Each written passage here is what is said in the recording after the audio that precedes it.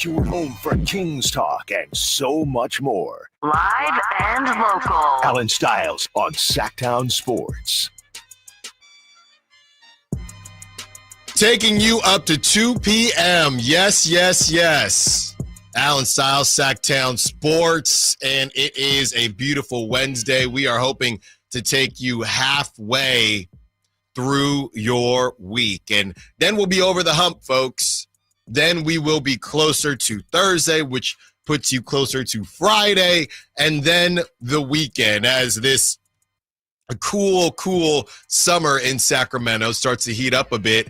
It seems like the Jonathan Kuminga rumors to Sacramento may be cooling off as well. We've continued to have some fun with the Shark Tank bit, and it seems as if the Kings are essentially out at this point. When I say out, right? When I say out, if you've watched Shark Tank, a team can come back in, or a shark can come back in if somebody changes their mind and says, hey, I actually do like your offer, Mark. So when I say leave the table, that's not to say the Kings wouldn't accept or still go through with the deal that they have previously offered to the Warriors. I'm not assuming that they would or wouldn't, but they could if they wanted to. But Jason Anderson putting a cherry on top of what has basically been discussed in the past as well within the last couple of weeks or so here, some finalization on, hey, Keegan is untouchable and Keon is untouchable. And we've heard it in so many words from different outlets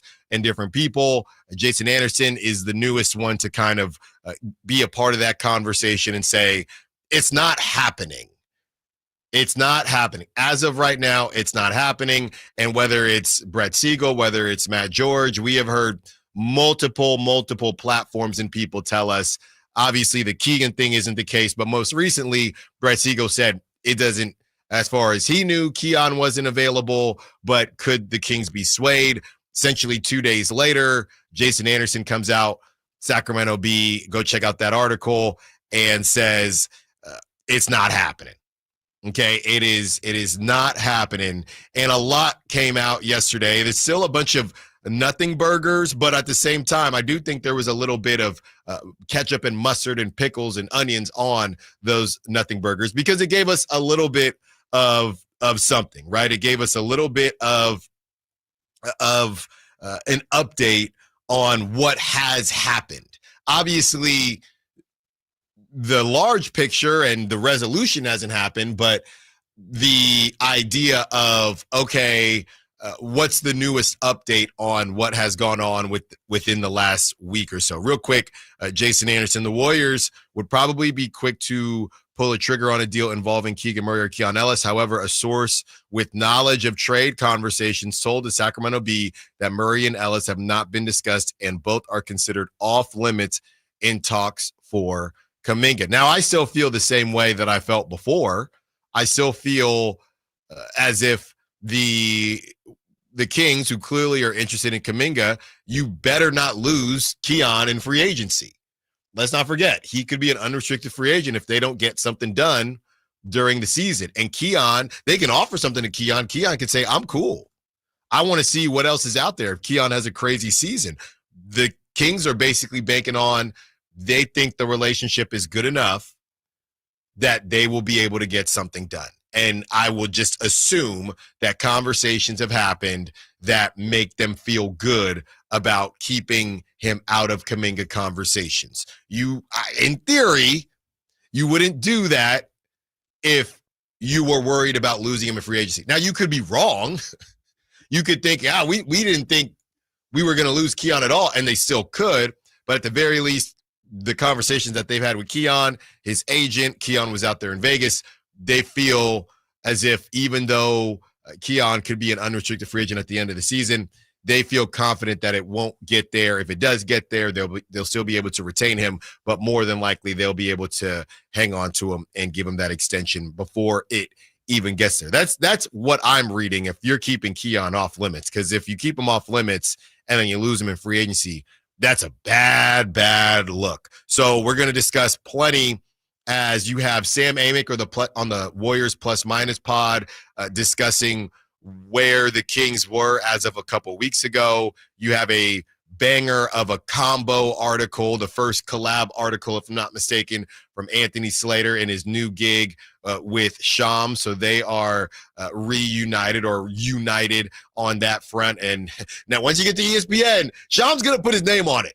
You're not releasing something without Shams putting his name on it, but good for Slate. We love to see him out there winning. So we are going to get to that portion as well. And as we discussed, Jason Anderson coming out with a piece that's specifically about Keegan Murray and Keon Ellis. It's not just about the Kings and Jonathan Kuminga today, who Jonathan Kuminga, I mean, we really might be moving towards the band conversation. I'm serious this time, folks.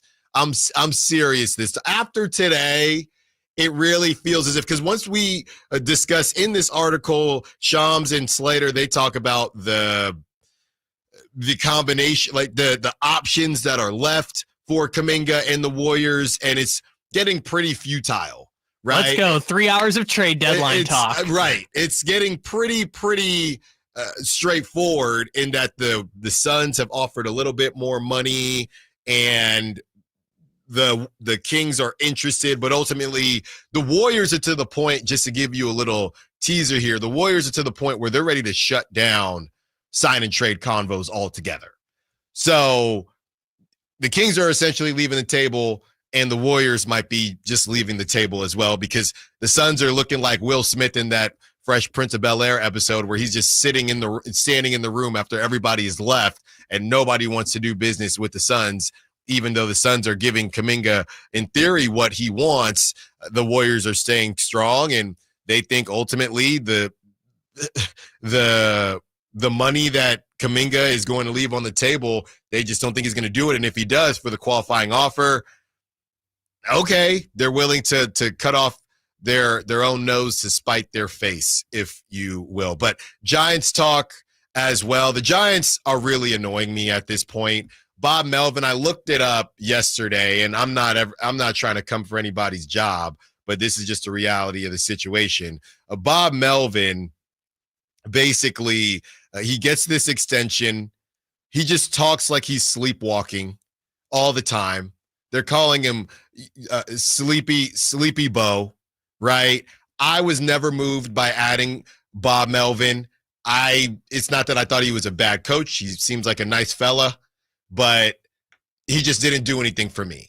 Very similar as I bring up Sleepy Bo, which is a play on obviously Joe Biden and everything that happened with the election. It's funny enough that I bring it up that the Giants almost acted as if they were the U.S. in this situation, in that they just wanted something different, and they wanted something completely different than Gabe Kapler. We don't want you going to. We don't want somebody that's too yoked, more yoked than players on the team. We don't want somebody talking about the burgers, right, in San Francisco, doing burger reviews. We don't want you going to Coachella. We don't want you to be the most attractive guy on the team. We don't want that. Okay, we need to go back to our roots. We need somebody like Bob Melvin, which is the most classic baseball GM ever. Bob Melvin sat there, and here's the craziest part. Elliot Ramos has been terrible everywhere else but inside the batter's box. He's been terrible in the field. He's been terrible on the base pass. It's like watching a little leaguer. Yesterday, he had no clue about the infield fly rule. He gets caught in no man's land, and Hayes at third base throws him out. He was caught at second base. He didn't know the rules. He gets thrown out. They asked Bob Melvin about it, and Bob Melvin essentially says, he works really hard, and it was just kind of a tough situation for him. This is what he said. He just lost track of the rule. Then, and shout out to Giants media, I got to get on out there. He just lost track of the rule. Melvin on Ramos's infield fly rule blunder. And he almost destroyed Jung-Hoo Lee. Every fly ball is an adventure these days. When asked if he considered taking Elliot Ramos out of the game after that, It's hard to do for a guy who tries as hard as he does. It's not like he doesn't care. It's not like he's not prepared. This is what we're dealing with. This is not real life to me. In high school, you're getting yanked. And the reason Bob, to be fair though, the reason Bob can't yank him is because the reason Elliot Ramos is the only one making all these blunders is because he's the only brother on base. He's the only one who hits. He's the only one on base to make these blunders and get thrown out. So Bob is saying, I can't really take him out the game because we have nobody else that can hit the baseball. And by the way, and I'm obviously being tongue-in-cheek because Willy Adames this last month has been absurd. He's been hitting the crap out of the ball. But in total, all season long, Elliot Ramos has been the only guy that the Giants can kind of count on to be on base. You don't know what he's going to do once he gets on base, but he's going to get on base. Bob Melvin, this was another quote from yesterday. We've had meetings. We've had all kinds of meetings. It's about going out there and fighting a little harder at winning the game and having a little more resolve, which we've shown this year. We just have not done it here recently. When is the last time Bob Melvin, and I get it, a big argument, hey, players got to play. Players got to play, and if you're making all this money, you shouldn't need some incentive. But they do. Sometimes they need to be ripped. Sometimes they need to be yelled at. I think some players like that because it reminds them of when they were trying to grind and get where they're at now. Right now, I just think there's a lot of complacency. And Rafi Devers, I mean, good Lord, he's completely lost at the plate. Jung-Hoo Lee, essentially the same idea. I actually saw Jung-Hoo Lee hit a ball to left field 2 games ago. I almost spit out my water. I'm like, whoa, he went the other way. It is as a fifth hitter, you're 5'10", fifth hitter out there in Sacramento. So now there are reports that the Giants are listening to offers on their relievers. That's coming out from multiple platforms. The Giants are listening to offers on Camilo Doval, could be Tyler Rogers, and then I guess in return they're going to try to get back some type of young assets that you actually feel good about because Marco Luciano is just down there chilling. Grant McCray, my guy Grant McCray, why don't you pull up Grant McCray just for funsies? Just pull him up. But no, we have to listen to Bob Melvin say the same thing. We're trying. We're really trying. Yeah, we just not able to get it done. It's just so uninspiring. And I get it. I'm the fiery guy. When Jimmy Garoppolo went, hey, Allen, you got to be even keel. I've never been even keel, ever. And I'm never going to be even keel. And I'm not saying everybody has to be peaks and valleys like me. And I'm trying, and the older I get, the less peaks and valley-y I become. But Bob Melvin, you truly cannot tell that this team has the worst record in baseball. Since, June? Since trading for Rafael Devers. They have the worst record in baseball. The Giants are on, and I was a part of this because I was there, spending my hard-earned money, Uber Eats and crab sandwiches. Giants losing streak. It's the longest losing streak at home since when, Kyle? 2015. Oh, what happened that year? 2015. Kyle was born that year. 2015. Bob Melvin is an impossibly nice man, and I want only nice things for him. At the same time, look, I don't understand what makes a good or bad baseball manager in the modern day.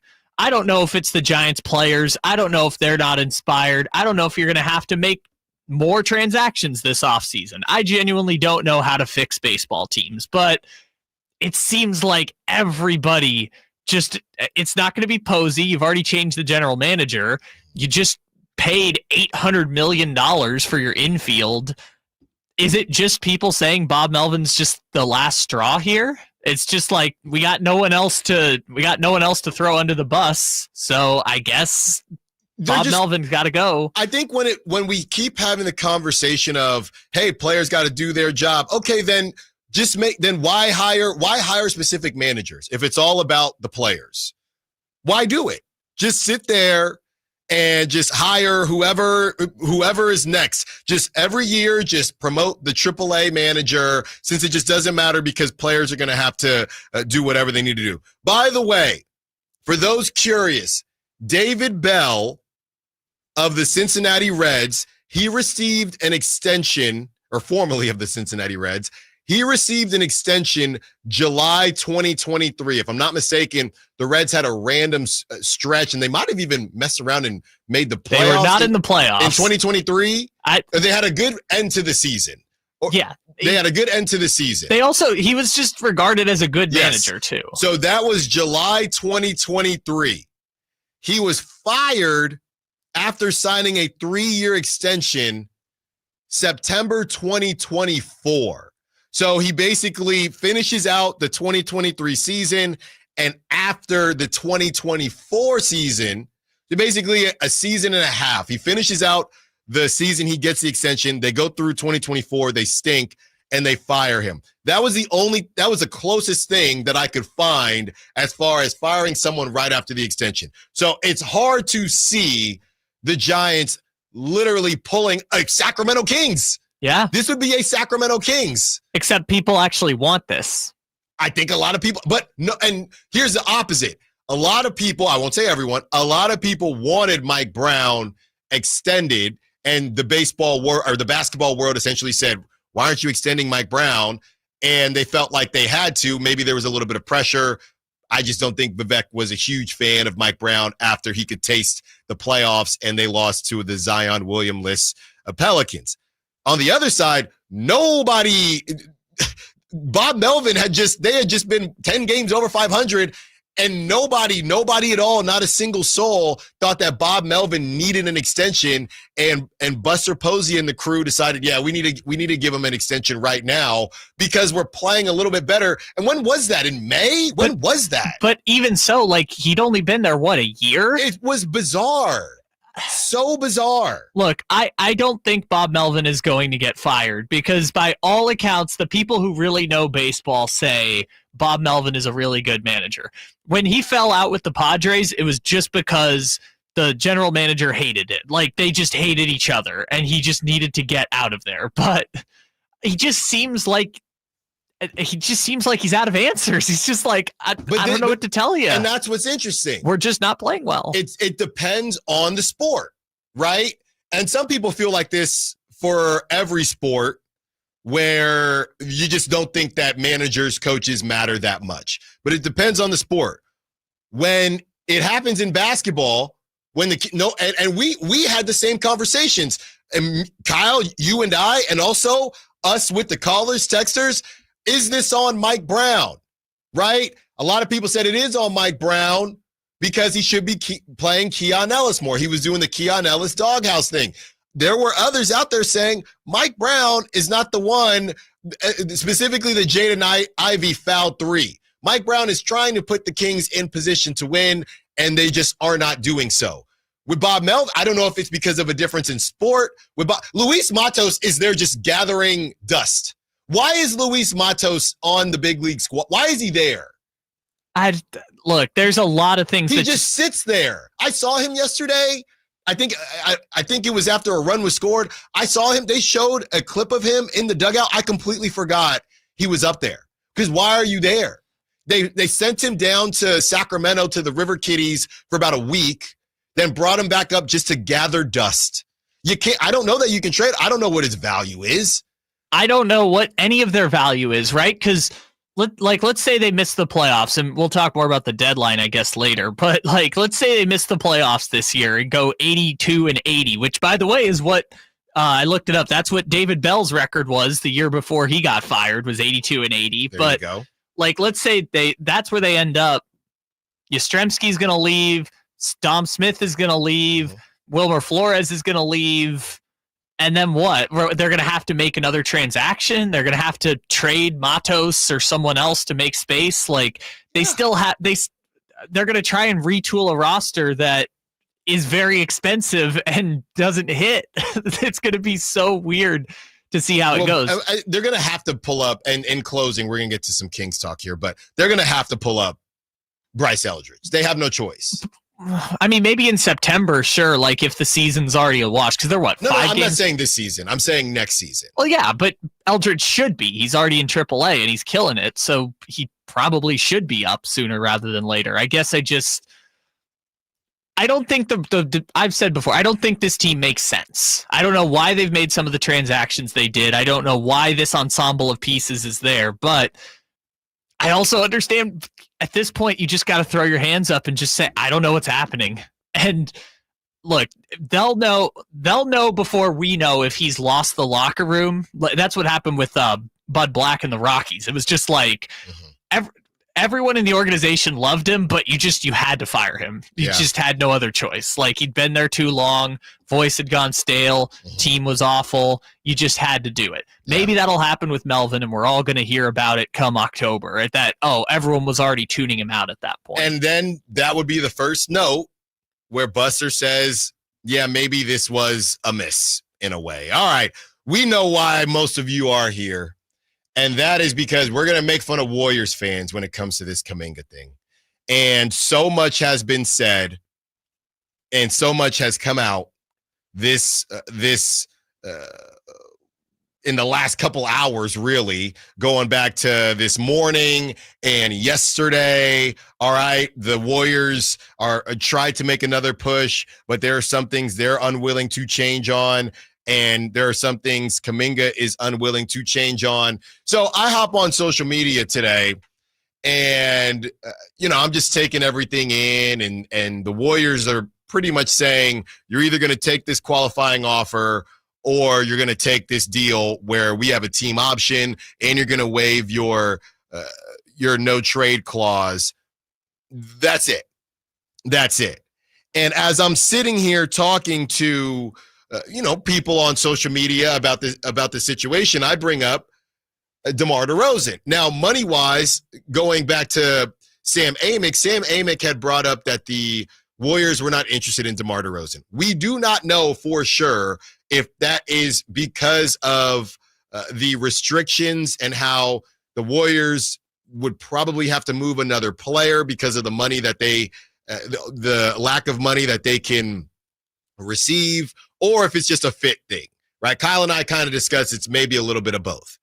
But I'm sitting here and I bring it up on social media, and fans are responding to me talking about how, well, if you're gonna bring DeMar DeRozan, yeah, it needs to be heavy draft capital. This guy, I'm not gonna say his name, but I've been told that he doesn't really have. He's just having some fun, and people believe him because that's where we're at right now. But if the Kings want to send DeMar DeRozan, it's going to be heavy draft capital. Heavy draft capital. Just because the Warriors drafted a top 10 player ever over a decade ago, 2 managers ago, 1 owner ago, does not mean everything they do, they have some grand master plan. It's chess, not checkers. No, it's not. The Warriors thought they'd have more suitors. Jonathan Kuminga thought he'd have more suitors. The Warriors can continue to try to subtract and kind of form this thing to make it feel as if, hey, this was always a plan. It wasn't. Because even if you get him to sign the short-term deal, come December, everybody that is interested in him, they're going to know that Jonathan Kuminga is going to have a calendar. You remember when you were a kid and you were looking forward to your trip to Disneyland, wherever, and every day you would mark an X, right? Or your summer fling was coming in town. You would mark an X. Every day is getting closer. Can't wait to see ya. That's Jonathan Kuminga waiting for December 15th or whatever it is, trying to leave. So that leverage at that time, even with the short-term deal, we know this from the De'Aaron Fox situation, it's not going to be the same. So I'm sick and tired of Warriors fans talking about DeMar DeRozan, you need to send us 2 first-round picks. Can you read? Can you actually comprehend what is coming out from guys that cover your team? From Anthony Slater? From guys like Shams? How in God's name are you reading this stuff thinking, well, we're going to need heavy draft capital? I get on Kings fans all the time. I joke and I say, I am the Kings reckoning, and we have some fun with it. But it's never just about Kings fans. It's just, this is where we live and this is who we cover, because Warriors fans look idiotic. Every time they open their mouth or they type, they look and sound insane. It's literally as if they're not paying attention to anything. The Warriors don't have some grand master plan. The Warriors tricked off this situation, and they're trying to save face. Let's continue to talk about it. I'm way over time. We give you everything that came out of the Shams and the Shams and Slater article. Allen Stiles, Sacramento Sports. He digs, he turns, he dives. It is a touchdown. It is a touchdown. The NFL is on Westwood One. Uncorks a deep ball downfield into the end zone. A crowd is there, and it is caught. Touchdown. Miraculous! The NFL Hall of Fame game live from Canton, Ohio. Chargers and Lions. Tomorrow night starting at 5, right here on Sacktown Sports. Staples presents That Was Easy. Seems like back to school happens earlier each year. First day of school coming in hot. And this year, my kids had massive supply lists. Folders, notebooks, and pens. Oh, the humanity. But Staples had everything I needed, with some items just 25 cents. Watch the small print. No. My back to school budget was saved by Staples Easy Button. Everything for school, in stock and as low as 25 cents. Staples. That was easy. In-store, online, and on the app. In 23 while supplies last. Switching to Progressive is a game-winning call. And that reminds us of other game-winning calls in the history of sports. It was a doubleheader in August and really hot inside the concession stand. So instead of waiting for people to come to me, I figured I'd walk around yelling, "Hot dogs here!" And that's how I became the first hot dog vendor in sports. Okay, not really a game-winning call, but it was a good call. You can make one too. Switch to Progressive and you could save hundreds. Progressive Casualty Insurance Company and affiliates, not available in all states. Get ready for a night out with Jordan Davis. It's Country in the Park 2, Saturday, September 13th at Cal Expo. Along with special guests Mitchell Tenpenny, Locash, Vincent Mason, and Abriana. Make it a family day out with food trucks, games, dancing, and more. Saturday, September 13th at Cal Expo. Sponsored by the California Army National Guard and Hop Valley Brewing. Tickets at CITPFest.com. I love a day on the water with friends, but my moderate to severe plaque psoriasis sometimes holds me back. Now I'm all in with clearer skin thanks to Skyrizi. Risankizumab Riza, a prescription-only 150 milligram injection for adults who are candidates for systemic or phototherapy. Teaching music is my passion, but my active psoriatic arthritis can limit me at times. Now I'm treating my joint symptoms with Skyrizi. With Skyrizi, most people with plaque psoriasis saw 90% clearer skin at 4 months. Or if you are an adult with active psoriatic arthritis, Skyrizi helps you move with less joint pain, stiffness, swelling, and fatigue. Don't use if allergic to Skyrizi. Serious allergic reactions, increased infections, or lower ability to fight them may occur. Before treatment, get checked for infections and tuberculosis. Tell your doctor about any flu-like symptoms or vaccines. There's nothing like clearer skin. There's nothing like better movement, and that means everything. Ask your doctor about Skyrizi. Visit Skyrizi.com or call 1-866-SKY-RIZZI to learn more. Carmichael Dave here for my friends at American Energy Heating and Air. Yes, I always tell you they are a family-owned operation, been in business since 81, A-plus Better Business Bureau, but it is hot. We are in those Sacramento hot months. I want to focus on them being your second opinion partner. What does that mean? Maybe you've got somebody you're working with or you've worked with in the past in the HVAC world. Guess what? They want to give you a second opinion. How much does it cost? Nothing. You call them up and say, hey, can I get a second opinion on this deal? They come out and they either say, wow, that's a great deal. You should feel better about that. Or they say, we can beat that price. And usually they're going to beat it by a lot. Guess what? You just saved money and it didn't cost you anything to find out. It's a no-lose situation. Go with a trusted company. American Energy, 916-520-9990. That's 916-520-9990 or AmericanEnergyAir.com. Jingle singers, take it away. Call 916-520-9990 now. Hello, Sacramento. I'm Emron Plotty, owner of True Sports Cards and Collectible Store here in Rockland, California, and the host of the True Sports Cards Show that airs right here on Sacktown Sports 1140 every Saturday from 10 to 11 a.m., where we discuss the latest trends, hottest products, and deliver exclusive interviews with other industry leaders. And don't forget to visit our shop, True Sports Cards, at 6661 Stanford Ranch Road in Rockland and see what we have for all your sports card and memorabilia needs.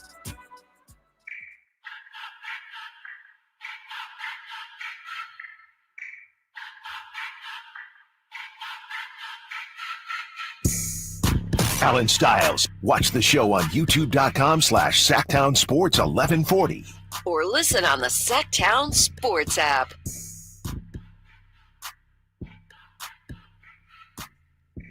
Just saw something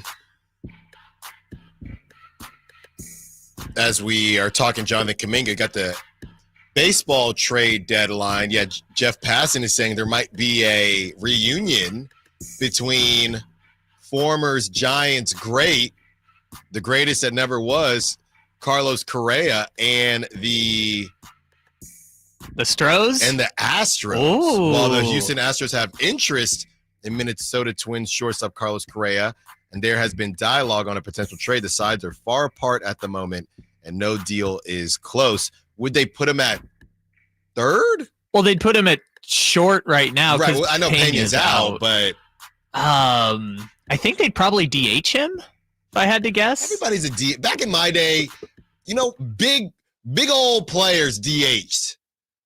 You were too fat to run that's why you DH. Jesus. I'm just saying. You were Bring Prince back Fielder? real DHs. I don't want to see these guys. You're a young man. Why are you DHing? I mean, the A's kind of have like 3 DHs right now. Come on, and same with the Giants. If you're DHing, I need you to be close to 300 pounds. Jesus, Allen. I'm just saying. That's how it was back in my day. There were big old boys DHing. You either couldn't run or you're over 34. Those are the two rules. I mean, Carlos Correa is older than you think. He ain't 34. But remember, he's got what's the Giants? He's got bad knees.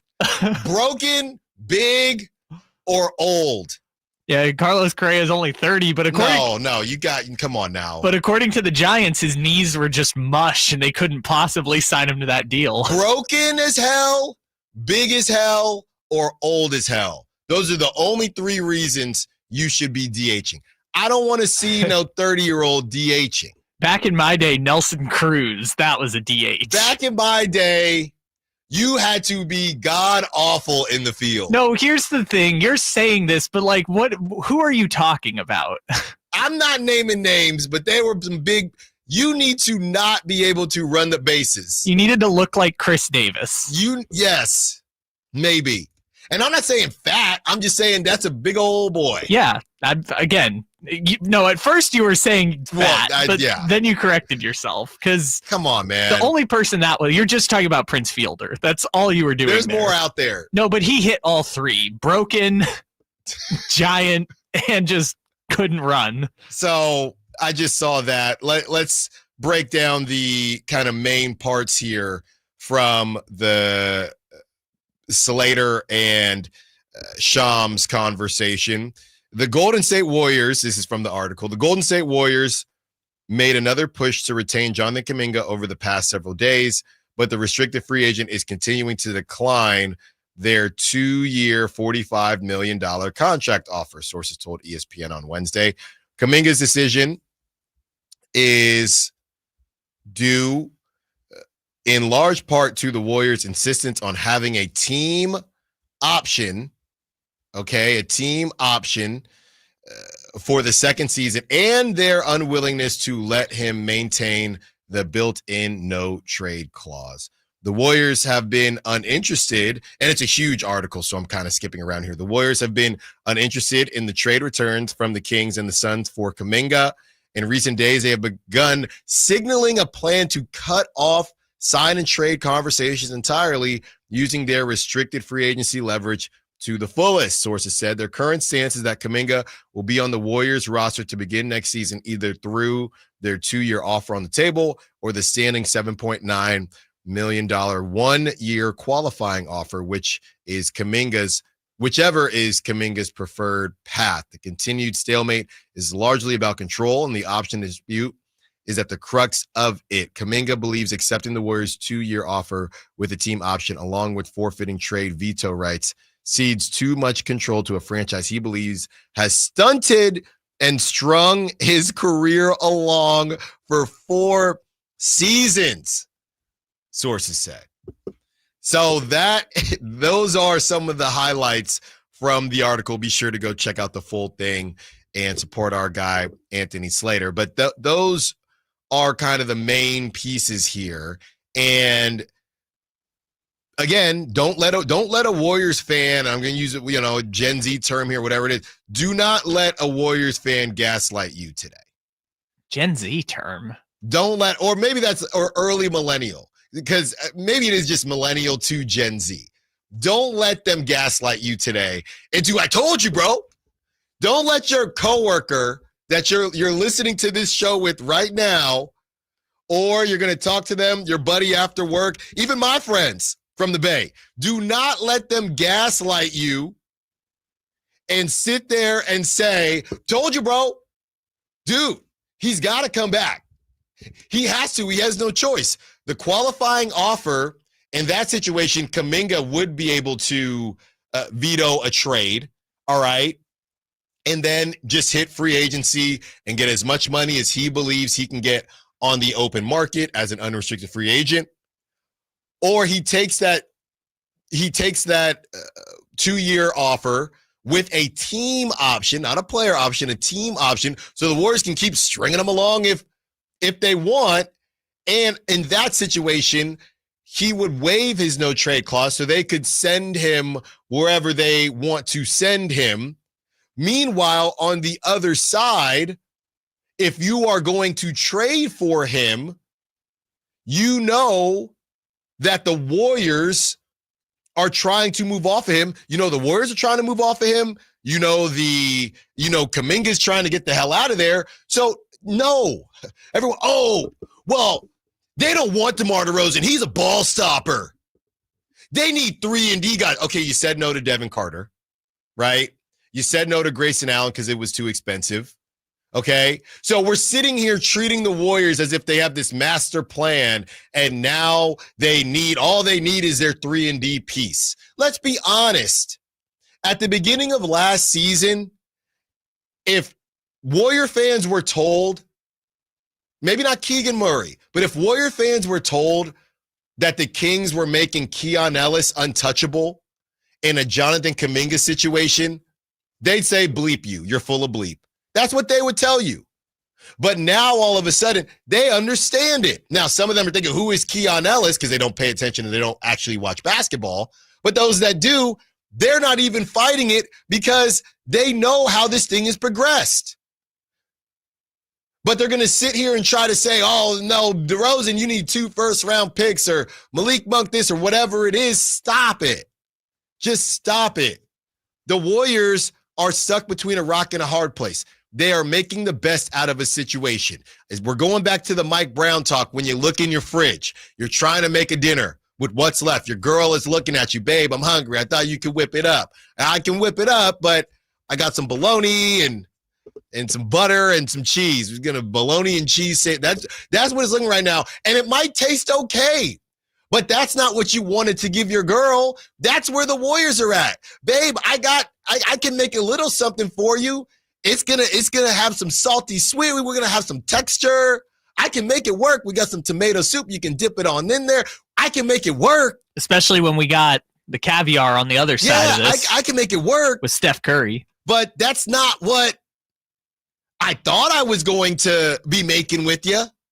But I'm gonna have to make it work now, right? The delivery or wherever I was supposed to go to the grocery store. I didn't get over there.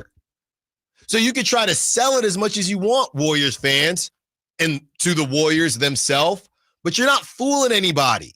You are not fooling anybody. We know what it is. We can read. I don't know about anybody else, but we can read. I'm reading Jonathan Kuminga wants to be gone. But somehow, some way, DeMar DeRozan, 20-point per game scorer on a deal that is not even guaranteed next season, only 10 mil guaranteed. Somehow you are sitting there saying, oh, no, we need two first-round picks. Do you watch basketball? Do you actually watch basketball? Let's take some calls, some texts, some Sack Chat as we hit the bottom of the hour. We still have more to get to as far as the rest of this article as well. Allen Stiles, Sack Town Sports. This is the story of the one. As a safety manager at a manufacturing plant, he does everything he can to keep his coworkers safe. From finding ways to reduce risks to keeping safety supplies in stock. And for that, he relies on Grainger. Grainger offers a broad range of quality products and next-day delivery, so he can always play it safe.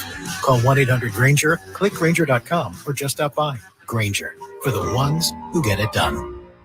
Wesley Financial Group is not a law firm, and Chuck McDowell definitely not an attorney. This is Chuck. If someone talked you into buying something really silly and you want to get out of that silly little thing, my advice, get the facts. Call me and I'll send you our timeshare exit kit absolutely free. Inside, you'll learn how timeshare works and all your options for cancellation. Call Wesley now for your free exit info kit. 800-838-6767. That's 800-838-6767. When you bundle renters and auto with Progressive, you can save while protecting your most valuable possessions, like your really expensive limited edition sneakers and your new suit for your cousin's wedding. Except you never actually bought the suit because you can't stop buying sneakers. So you show up to the wedding looking like you're going grocery shopping. But hey, at least your sneakers will look good in the pictures, until you're cropped out of every last one of them. So go ahead and get Progressive, so you can save while protecting the things that matter to you. Progressive Casualty Insurance Company and affiliates and other insurers. Not available in all states or situations. Great conditions, a fun layout, and unbeatable value. Timber Creek and Sierra Pines are Sacramento's #1 rated golf destination. With 27 holes, a spacious practice facility, and professional instruction, there's always a way to improve your game. Planning a tournament or corporate event, they offer customizable packages and award-winning catering to make your event effortless. Timber Creek is easy to find in Roseville, but hard to forget. Book your round today at timbercreekgc.com or call 916-774-3851. I'm Ken Korak with your Green and Gold Report, brought to you by Xfinity. Introducing the 5-year price guarantee. One internet price, 5 years guaranteed. Well, by his standards, Lawrence Butler isn't having the kind of season he expected, but still, Lawrence is just 25, and he's only played the equivalent of 2.5 seasons in the minor leagues. And now he's on a pace to become the first athletic since Coco Crisp back in 2013 to go 20-20, 20 homers and 20 stolen bases. Welcome to Dugout Radio, the undisputed home of Boomtown Baseball. The Wi-Fi is booming with Xfinity, baby. Our next caller is Stacy. How do you stay locked in on every pitch and play? We stream it all live on Xfinity Internet with low lag, 99.99% network reliability, and speeds faster than a base runner beating the throw to home plate. I stream on my TV, tablets, even my smart fridge. Smart fridge? With all those games, we gotta refuel. Stream live baseball with Wi-Fi built for the biggest moments. Xfinity. Restrictions apply. Actual speeds vary, not guaranteed. At Kids Care Dental and Orthodontics, we're all about summer smiles. During July, we're having our Summer Smiles special with $300 off braces or Invisalign with no money down if you start treatment in July. And you'll have a chance to win Legoland tickets. Go to kidscaredental.com for more information.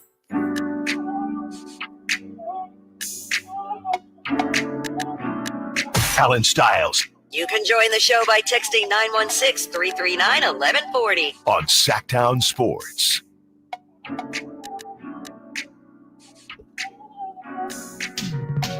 A lot of decisions that the Warriors have made have been head scratchers. 916-339-1140. And this seems to be a similar one. And there are texts coming in. Somebody is saying, Alan, just say who you're talking about for the fat DHs. And they say David Ortiz. Yes. Yes. Well, back in my day, a DH looked like it's from the 530, the dirty 530. Back in my day, a DH needs to look, you need to look like David Ortiz. Well, here's the thing, though. See, now you have to add a fourth category because before it was either broken, large, can't play defense or can't run. Yeah. I guess in this case, we now have to add a fourth one, which is post the alleged but not confirmed juicing. Like once you stop taking he still the juice. Fits everything. What? He still fits all the other categories. I'm saying, like, David you Ortiz. know, but David Ortiz is like, he did play in the outfield when he was on the Twins, and then he stopped. The first baseman. Then he stopped, allegedly taking the you-know-whats, the steroids, and then he became a DH. 209 is comparing how he likes his DHs to how he likes his women. I'm not going to read that, but I kind of You just did. Yeah. I mean, which of the three categories are we talking about? Which one, 209? Or maybe it's all three. Broken? Is that what they're saying?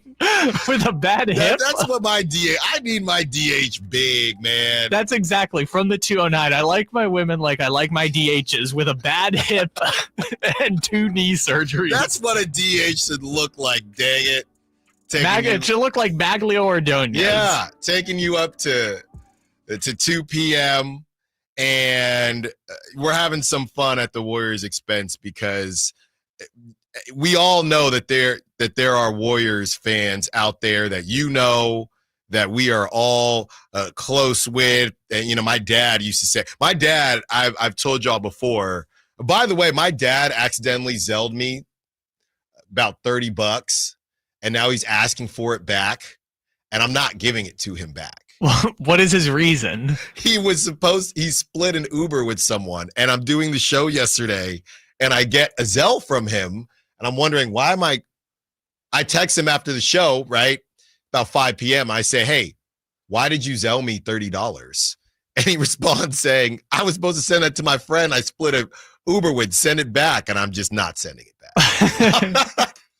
It's too late. It's too late, brother. Guess it depends on the relationship you have with your dad. I'm not sending it back. Okay? Is that because... And he texts me this. He calls me. He's like, hey, send back the money. I say, I don't know. Zelle's not working. And then he texts me this morning. Hey, like I told you, send me. You're not getting that money, dude. Okay, the fact that he's still insisting makes me feel like you should probably send it to him. There's no way. There's zero way. All right? I'll buy your granddaughter. I can't even get half of the diapers. Okay, you're saying that money is for her half birthday. A diaper that'll get you a diaper. If you mess up and it's family and it's I'd say under 50. Under 50, I'm keeping it. Also, over 50, I'll send it back. I'm sure he doesn't have a problem sending you $30. Now it's a thing. Yeah, it's like it's your son. Who cares? Now it's a thing. Yeah. If you didn't ask for it back, I may have sent it back. Now you're definitely not getting it back. And the Warriors are pretending as if they want Kuminga back, and they don't. And that is why we are Senor Segway strikes again. That is why we are in this current situation. Here's some more notes from the article.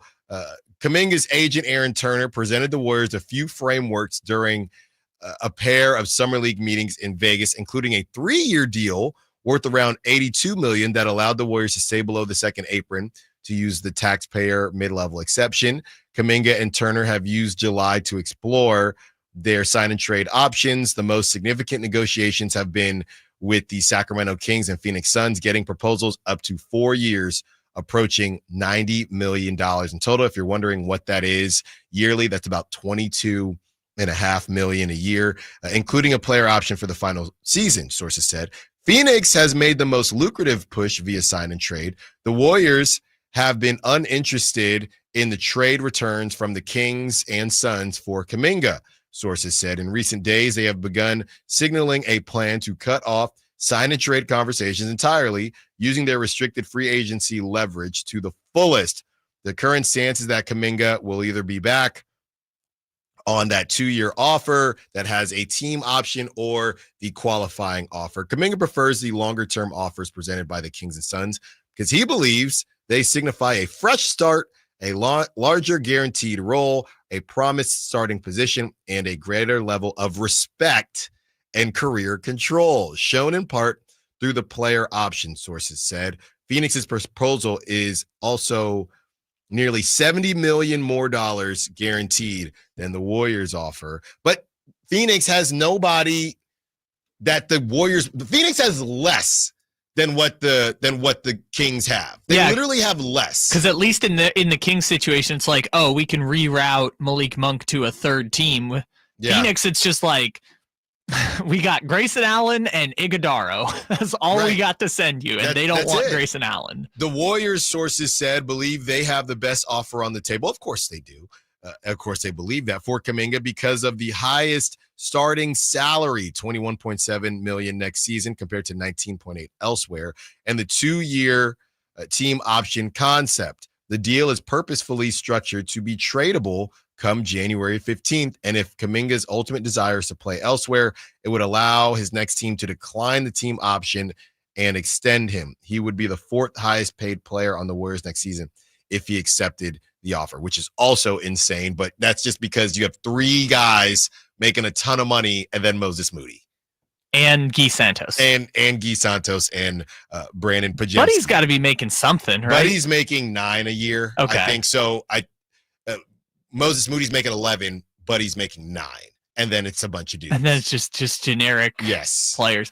Man, you were right from the beginning and I disagreed with you, but I'm saying they kind of had to do it, but that 2-year max for Jimmy Butler is just messing with everything they can do.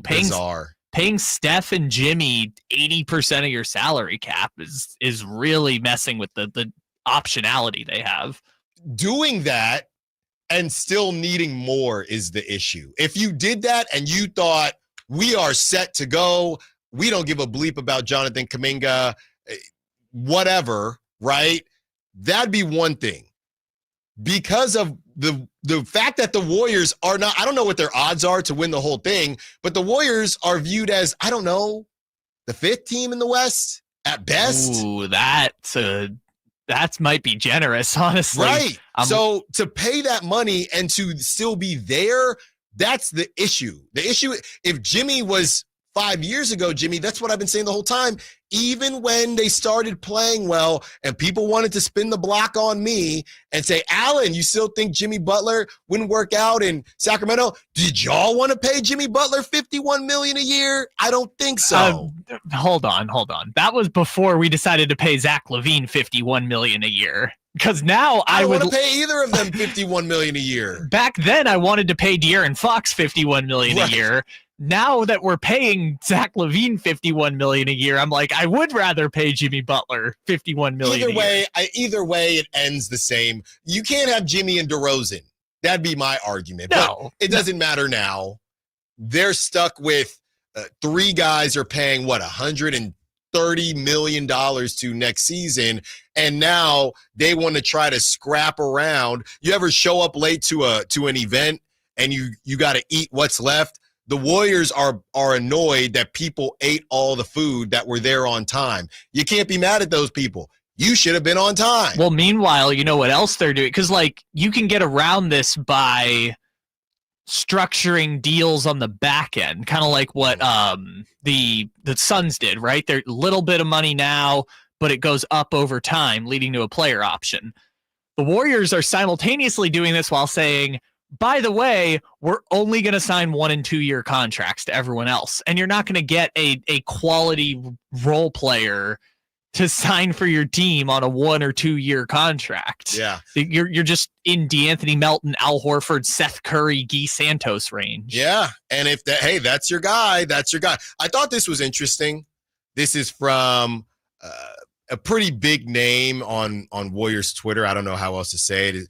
The Package JG. This is from Justin. He's big in, Warriors. They do the spaces, and that's where Jim Park yells and screams, stuff like that. This is what he had to say. And this made me feel a little bit better about the Kings, okay? And I felt this way about Bob Myers, so I initially agreed with him. Bob Myers, this is what he writes, Bob Myers was overrated as a basketball mind, great at people managing. Dunleavy is the inverse of that. Both have had their hands tied by an owner that has given himself too much say in both dynamics. Jonathan Kuminga's situation is one of the many examples of this. I keep trying to tell y'all, Vivek Ranadive and the ownership group with the Kings are not perfect, right? My argument is not whether or not they are perfect. My argument is a lot of owners do stupid stuff. And you have players that cover up the stupid stuff owners have done. Let's not forget, Joe Lacob was not owning the Warriors when Steph Curry was drafted. It was right after, okay? Bob Myers, I believe he only drafted Draymond Green out of the big 3 with Clay and Steph. Everything after Kevin Durant, which was solely connected to Steph Curry, Klay Thompson, and Draymond Green, everything after that, where were the hits? Right? Oh, they manipulated D'Angelo Russell to be able to get Andrew Wiggins. They got that championship. Kyle and I were watching the 2022 Celtics blunder with the Warriors. It was insane that they allowed Steph to do that. Yeah. That 2022 season was Steph Curry's coronation. That's what it was. Besides that, they've done nothing but draft busts, trade the wrong people, let players get punched in the face, and let dudes walk for nothing. That's who the Warriors have been. And pay Jimmy Butler $100 and whatever million over 2 years. That's it. That's it. So Steph Curry, one hit. He's almost damn near won in spite of a lot of what the Warriors have done. But we all look at him differently because your hit outweighed all the misses that you've had. So a lot of these guys aren't perfect. This is a team that's won 4 championships. This is how their fan base is talking because it's not wrong. They're not wrong. Let's keep the conversation going. 916-339-1140. Sam Amick was on the Plus Minus pod. Also, Jason Anderson telling us who is on off limits in the Kuminga conversation. Allen Stiles, Sacktown Sports. 20, 15,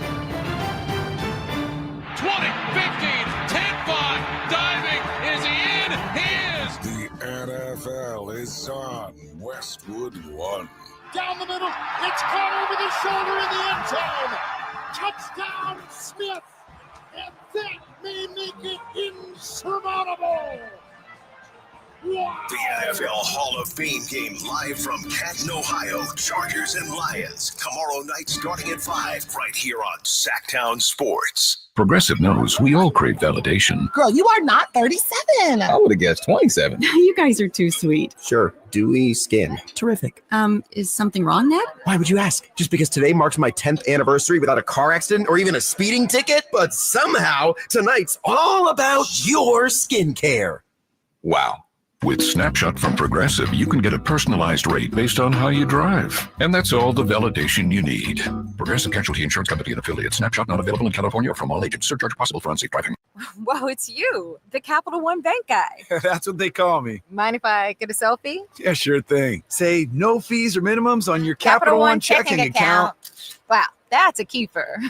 So, where are you heading? I'm off to spread the good news that Capital One helps people keep more money in their wallet with no overdraft fees. Oh, you're the best Capital One Bank guy. Hey, mind if I get a selfie? Sure. Say, Capital One, what's in your wallet? Terms apply. See CapitalOne.com/bank for details. Capital One NA, member FDIC. Whitey here, and I want to remind you, not all grills are created equal. The Napoleon Prestige line of outdoor cookers are built different, built better, and built to last, with features other grills can't match, complete with a lifetime warranty. It's a great time to find out for yourself because Napoleon's Pro Summer Blast is on right now. Save up to $400 today on a Napoleon Stainless Steel Pro Grill. Become the envy of your neighborhood. Offer ends July 31st, 2025. Visit your local Green Acres Nursery and Supply and get grilling today on your new Napoleon Prestige Pro Grill. Napoleon stainless steel grills, simply the best. The Giant Summer Sale is here. Get giant savings on our giant selection only at Folsom Lake Honda, your one-stop Honda shop. Looking to own or lease? Save during the Honda Summer Event and drive a brand new Accord or Civic. See all our specials at FolsomLakeHonda.com. As a family-owned and operated dealership since 2009, customer service is our #1 priority. Our customers love doing business with us, and you will too. Folsom Lake Honda. Go to FolsomLakeHonda.com. Your one-stop Honda shop. Come check out Capital Casino, Sacramento's #1 poker room with the most variety of table games in the region in a safe and friendly environment. Plenty of well-lit parking available, conveniently located in downtown Sacramento. And remember, Capital Casino has the best food, the best service, and the best action. 411 North 16th Street in downtown Sacramento. For more information, log on to capital-casino.com and please gamble responsibly. 1-800-GAMBLER. KHTK HD1 Sacramento, KYMX HD3 Sacramento. From the Power Business Technology Toshiba Studios, Sacktown Sports 1140.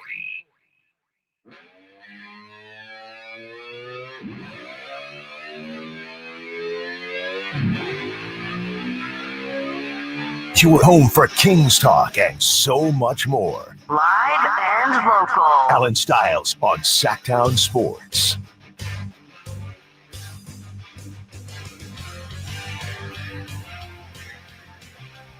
$209. You're talking about how my dad accidentally Zelled me $30. It was technically $34. Putting his business on the street. And I didn't know why he sent it to me. And after the show, because I got it during the show, I said, dude, why did you send me this money? And he said, no, it was a mistake. I meant to Zell somebody I split an Uber with. Send it back. And I said, I'm not sending it back. The 209 says, the other day I cash apped my sister $20. She accidentally sent it back. Was I at liberty to keep it? Yes.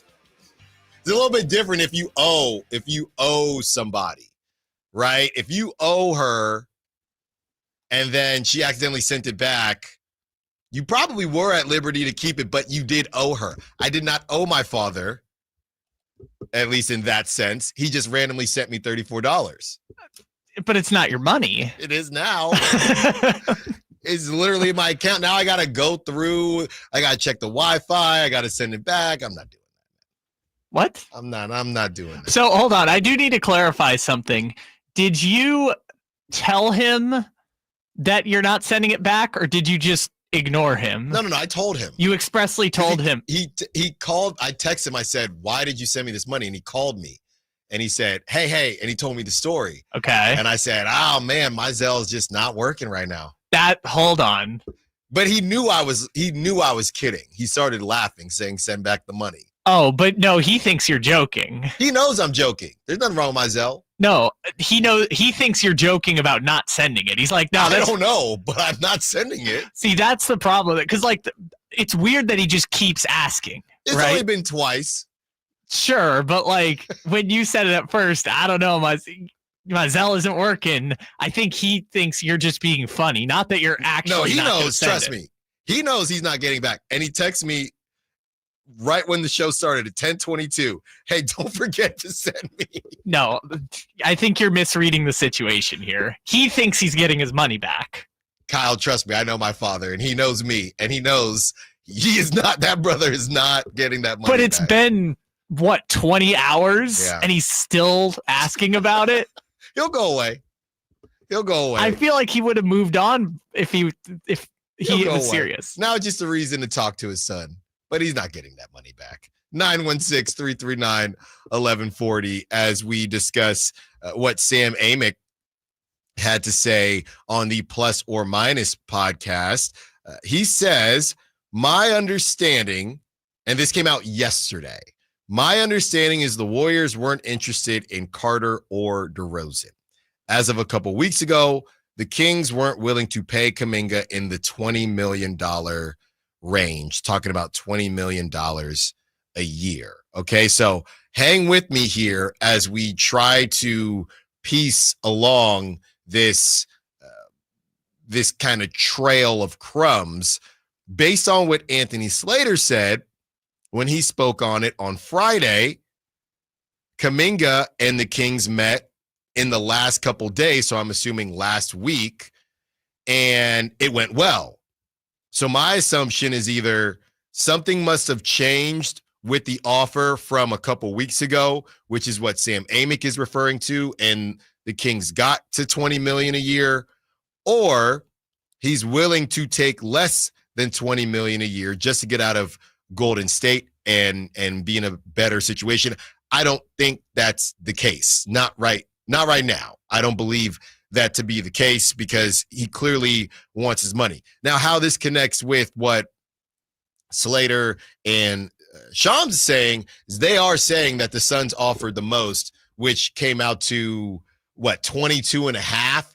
So Sam Amick saying that the Kings weren't at 20, and them reporting, the ESPN crew reporting that the Suns had the most lucrative offer. Kings weren't getting to 20 million AAV. The Kings may have gotten just shy of it, or maybe it could have still went well. And they said, hey, we're at 18 or 19, but it's going to be your team.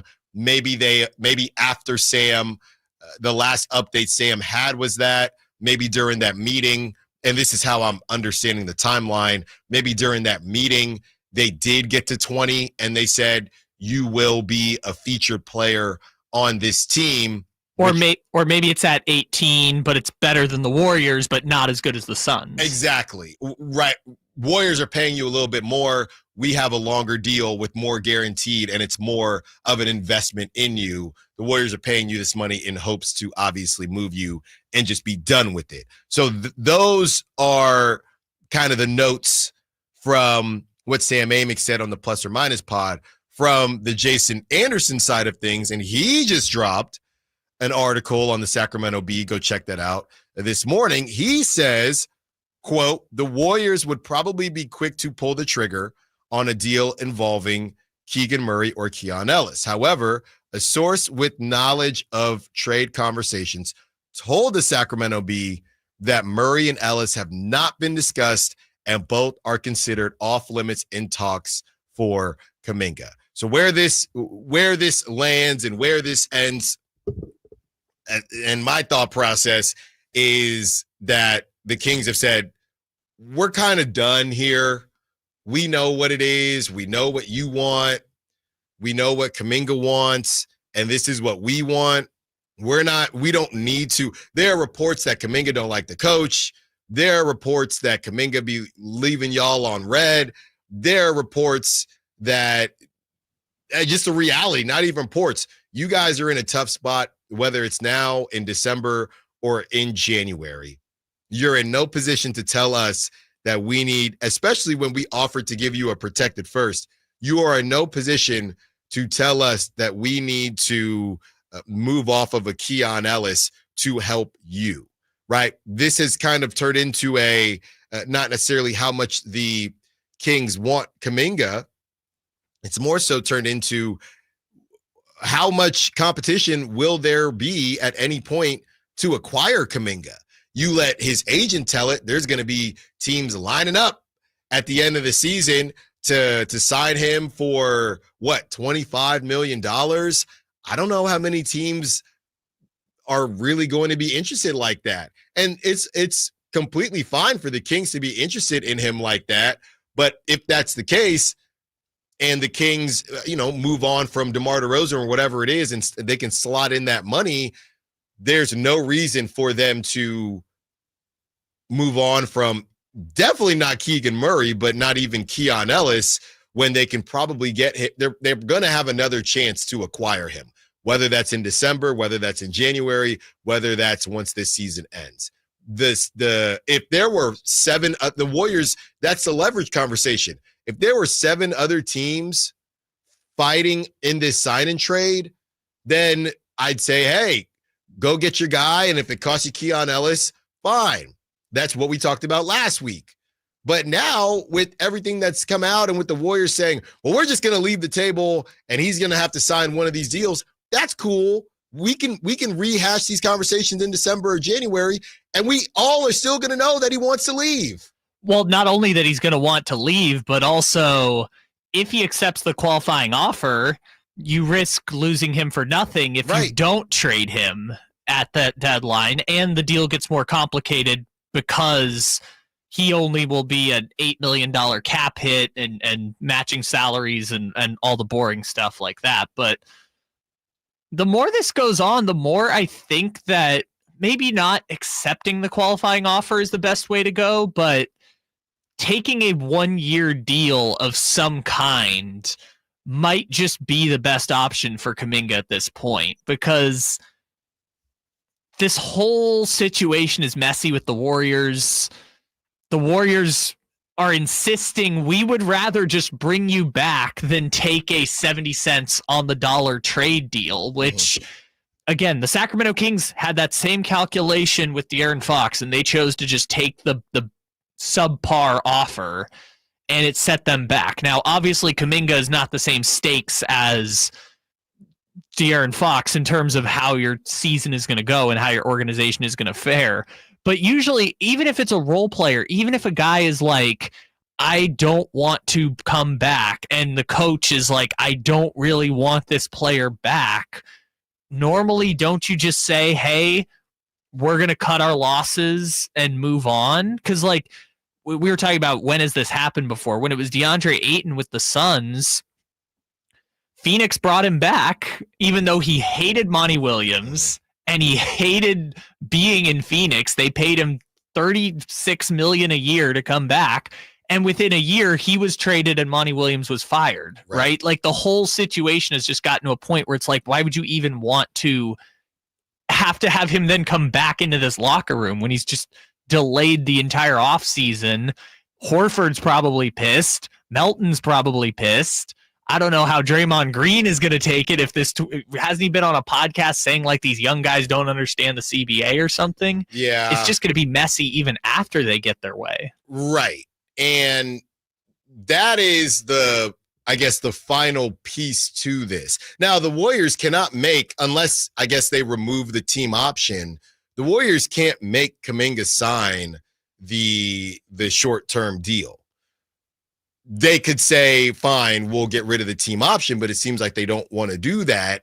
And he still has that qualifying offer. If he thinks, I don't think you guys are going to play me very much anyway, I'll just take the qualifying offer and take my chances on the open market. I still don't think he's getting, I saw a report yesterday, all three dudes, I think they even threw Cam Thomas in there, Giddey, Kuminga, and I think it was Cam Thomas. All the restricted free agents are expecting $30 million a year. Yes, so am I on my next contract here at Sacktown Sports 1140.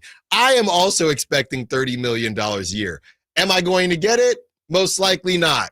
So I don't know who is talking to these guys and trying to gas them up, but this is just not reality. I think a good point is that Giddey will have to play. So Giddey has a different level of leverage than Jonathan Kuminga, where Jonathan Kuminga could play, but Steve Kerr hates him, so he's not going to play. And maybe he looks at that 7.9. My issue with the 7.9 is, I guess, is it more so about I don't think that taking the qualifying offer is about AAV as much as it's about guaranteed money. Because I don't see you taking the qualifying offer and how that sends you on a better path to $30 million a year. I don't see that. It will get you a longer contract instead of the stupid short-term Warriors deal that you don't want. But I don't see how sitting and not playing on the Warriors, somebody's going to say, now, since you're unrestricted, we'll give you $30 million a year. I don't see how that happens. I don't know if it's even sitting and not playing for the Warriors for the whole year. I think it's more so, can he just get to December 15th, right? Can I just make it to when I can be traded and it's easier for the Warriors? Can I just get there without my value completely falling off the table, right? On the qualifying offer? Whatever deal he signs, right? And honestly, the ESPN story saying that the Warriors are essentially only offering him $21 million in guaranteed money for next year kind of makes me think it's not the worst idea in the world to take the qualifying offer, only because you just need a team on December 15th to still want you. And you know what? Maybe apologies need to be had to those Warrior fans out there that said take the qualifying offer because you're not missing out on that much money. When we were reading this report and Brett Siegel wasn't reporting on an actual deal, he was just saying these are the paths. We were assuming at that time that it was 2 years, $40 million guaranteed. If that second season is a team option, now that math that the Warriors fan was doing wasn't as crazy. No, let's just put it in layman's terms, okay? If it's I'm just trying to make sure I have the number right that Slater had. It was 22.5 in the it was 21 points. Yeah. 21.6 in the first year. Yes. If it's 21 points, if it's a 21.6 in the first year and a $24 million team option for year 2, that's a 1-year contract, because the Warriors are not, even if they wanted to keep Kuminga and they worked it out, the Warriors are still declining that 1-year $24 million team option. So it's essentially a 1-year $21 million offer from the Warriors, which, if I'm Kuminga, the full no trade clause and the ability to hit unrestricted free agency in 2026 might be worth turning down $14 million. Hey, they what did they know? What did this person know? What did the guy who said $8 million is basically $10 million? Yeah, no, $8 million is basically $20 million. What did he know? Yeah, so I guess if I'm doing quick maths, 21.6 minus 7.9 is 13.7. Sure. $13 to $14 million is what you would have to say no to. And giving up that control. But in exchange, you would get full no trade clause, ability to be an unrestricted free agent after next season. I would, again, he just has to get to December 15th with Phoenix or Sacramento or some other team that still wants to pay him $90 million. Right. But at that same time, in the season, it's now December.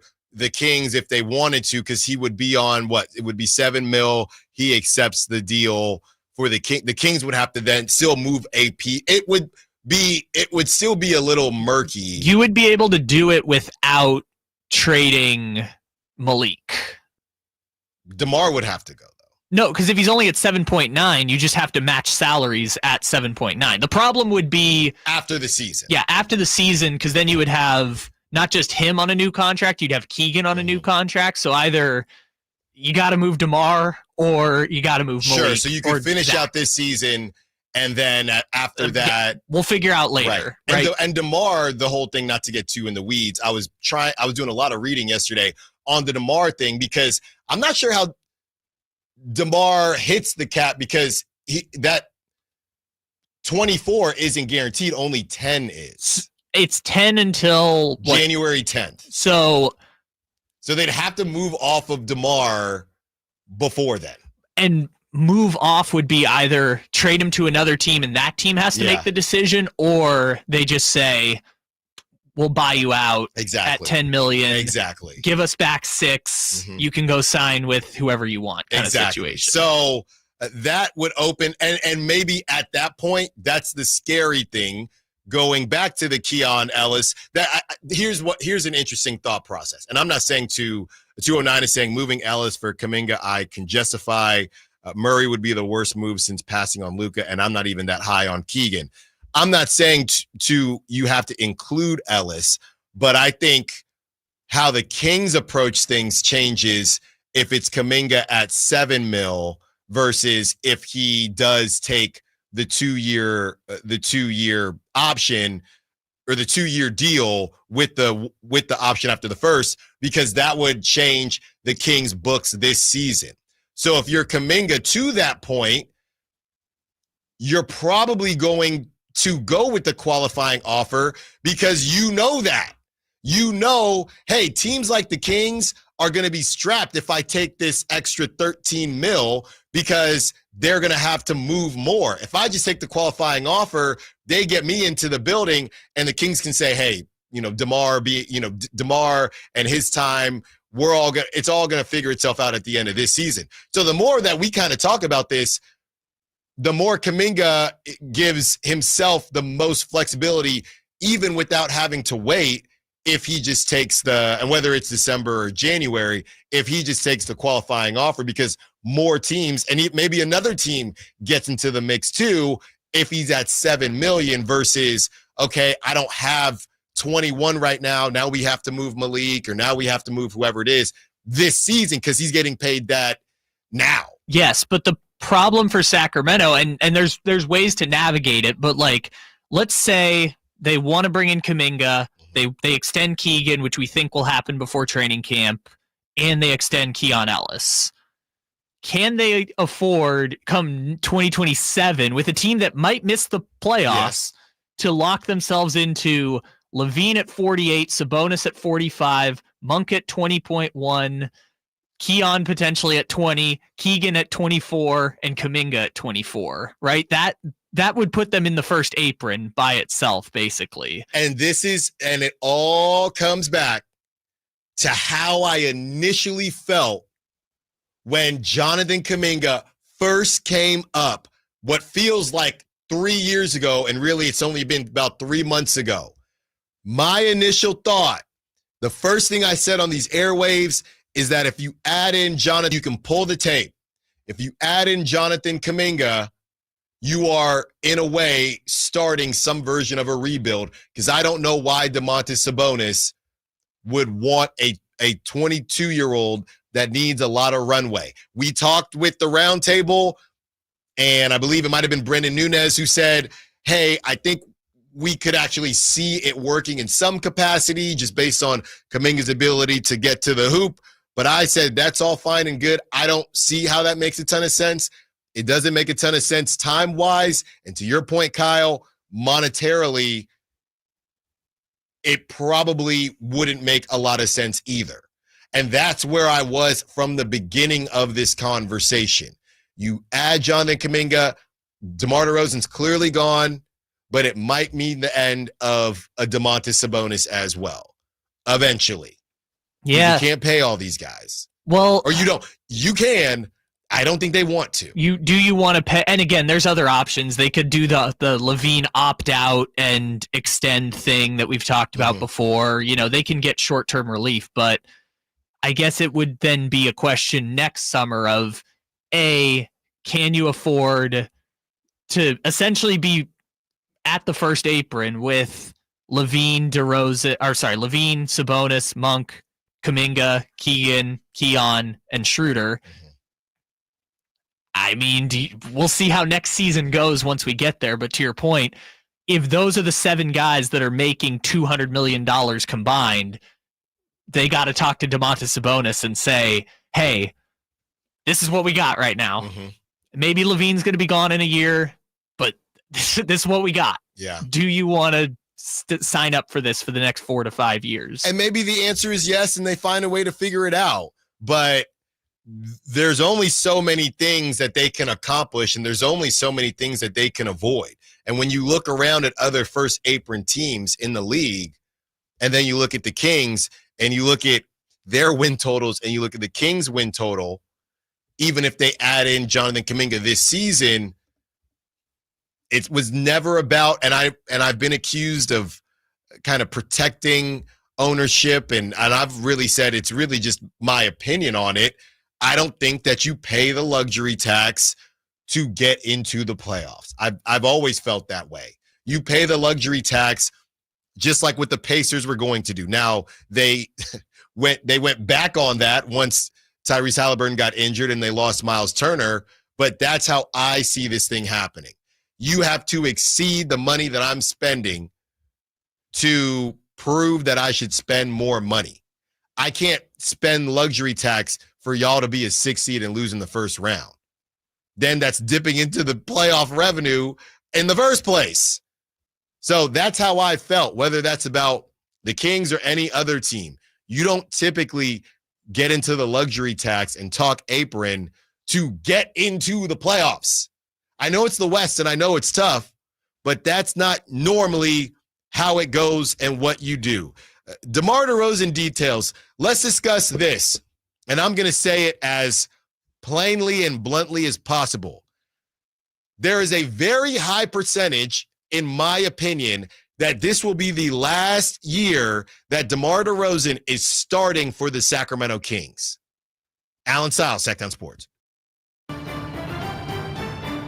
He digs, he turns, he dives. It is a touchdown. It is a touchdown. The NFL is on Westwood One. Uncorks a deep ball downfield into the end zone. A crowd is there, and it is caught. Touchdown. Miraculous! The NFL Hall of Fame game live from Canton, Ohio. Chargers and Lions. Tomorrow night starting at 5 right here on Sacktown Sports. Do Crohn's disease or ulcerative colitis symptoms keep coming back? Tremfya, guselkumab, may help, with rapid remission achieved at 12 weeks and lasting clinical remission at 1 year. Some even saw visible improvement of their intestinal lining at 12 weeks and 1 year.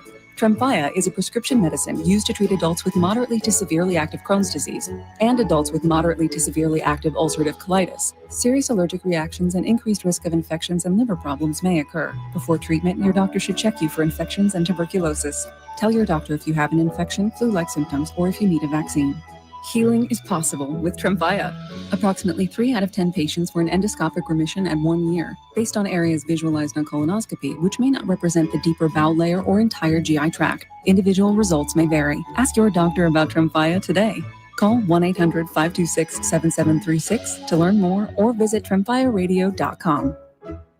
Hagen Oaks wants to be your go-to total golf game fitter. Try the TrackMan experience, the very best technology to fit your metalwoods and irons. The new cutting-edge putter fitting studio with its $30,000 worth of technology is ready for your fitting. Hagen Oaks will help you find the best putter for your game. Hagen Oaks offers more technology, more choices, and more service. Schedule your fitting at the Hagen Oaks Player Performance Studio by calling 916-808-2531, 808-2531 for more.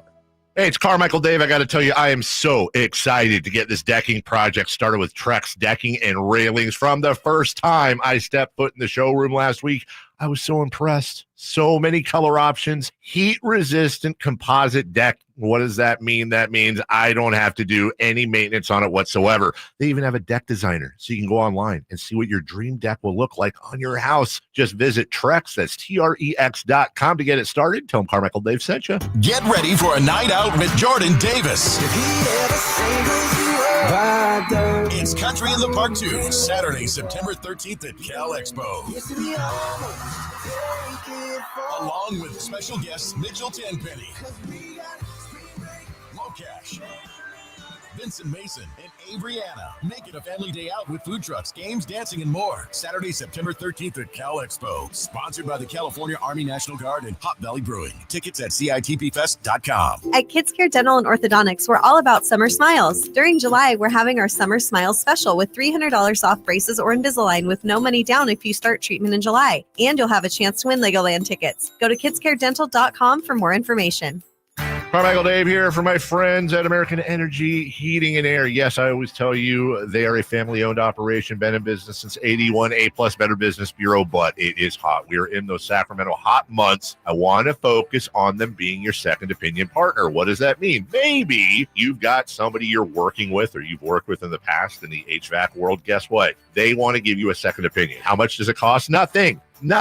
You call them up and say, hey, can I get a second opinion on this deal? They come out and they either say, wow, that's a great deal, you should feel better about that. Or they say, we can beat that price. And usually they're going to beat it by a lot. Guess what? You just saved money and it didn't cost you anything to find out. It's a no-lose situation. Go with a trusted company. American Energy, 916-520-9990. That's 916-520-9990 or AmericanEnergyAir.com. Jingle singers, take it away. Call 916-520-9990 now. Everybody knows that Sacramento Chrysler Dodge Jeep Ram is the spot to get yourself a brand new car. That's why people are coming from all over. Folsom, Elk Grove, Woodland, Roseville. But they also have the best selection of pre-owned vehicles. All makes and models, every one of them top quality, hand-selected by General Manager Chuck Dean. Over 70 vehicles below $30,000, over 25 below $20,000. You can see that full lineup at SacSuperstore.com. And if you find a lower price somewhere else, they'll match it. And on top of that, the best car buying experience anywhere. Sacramento Chrysler Dodge Jeep Ram.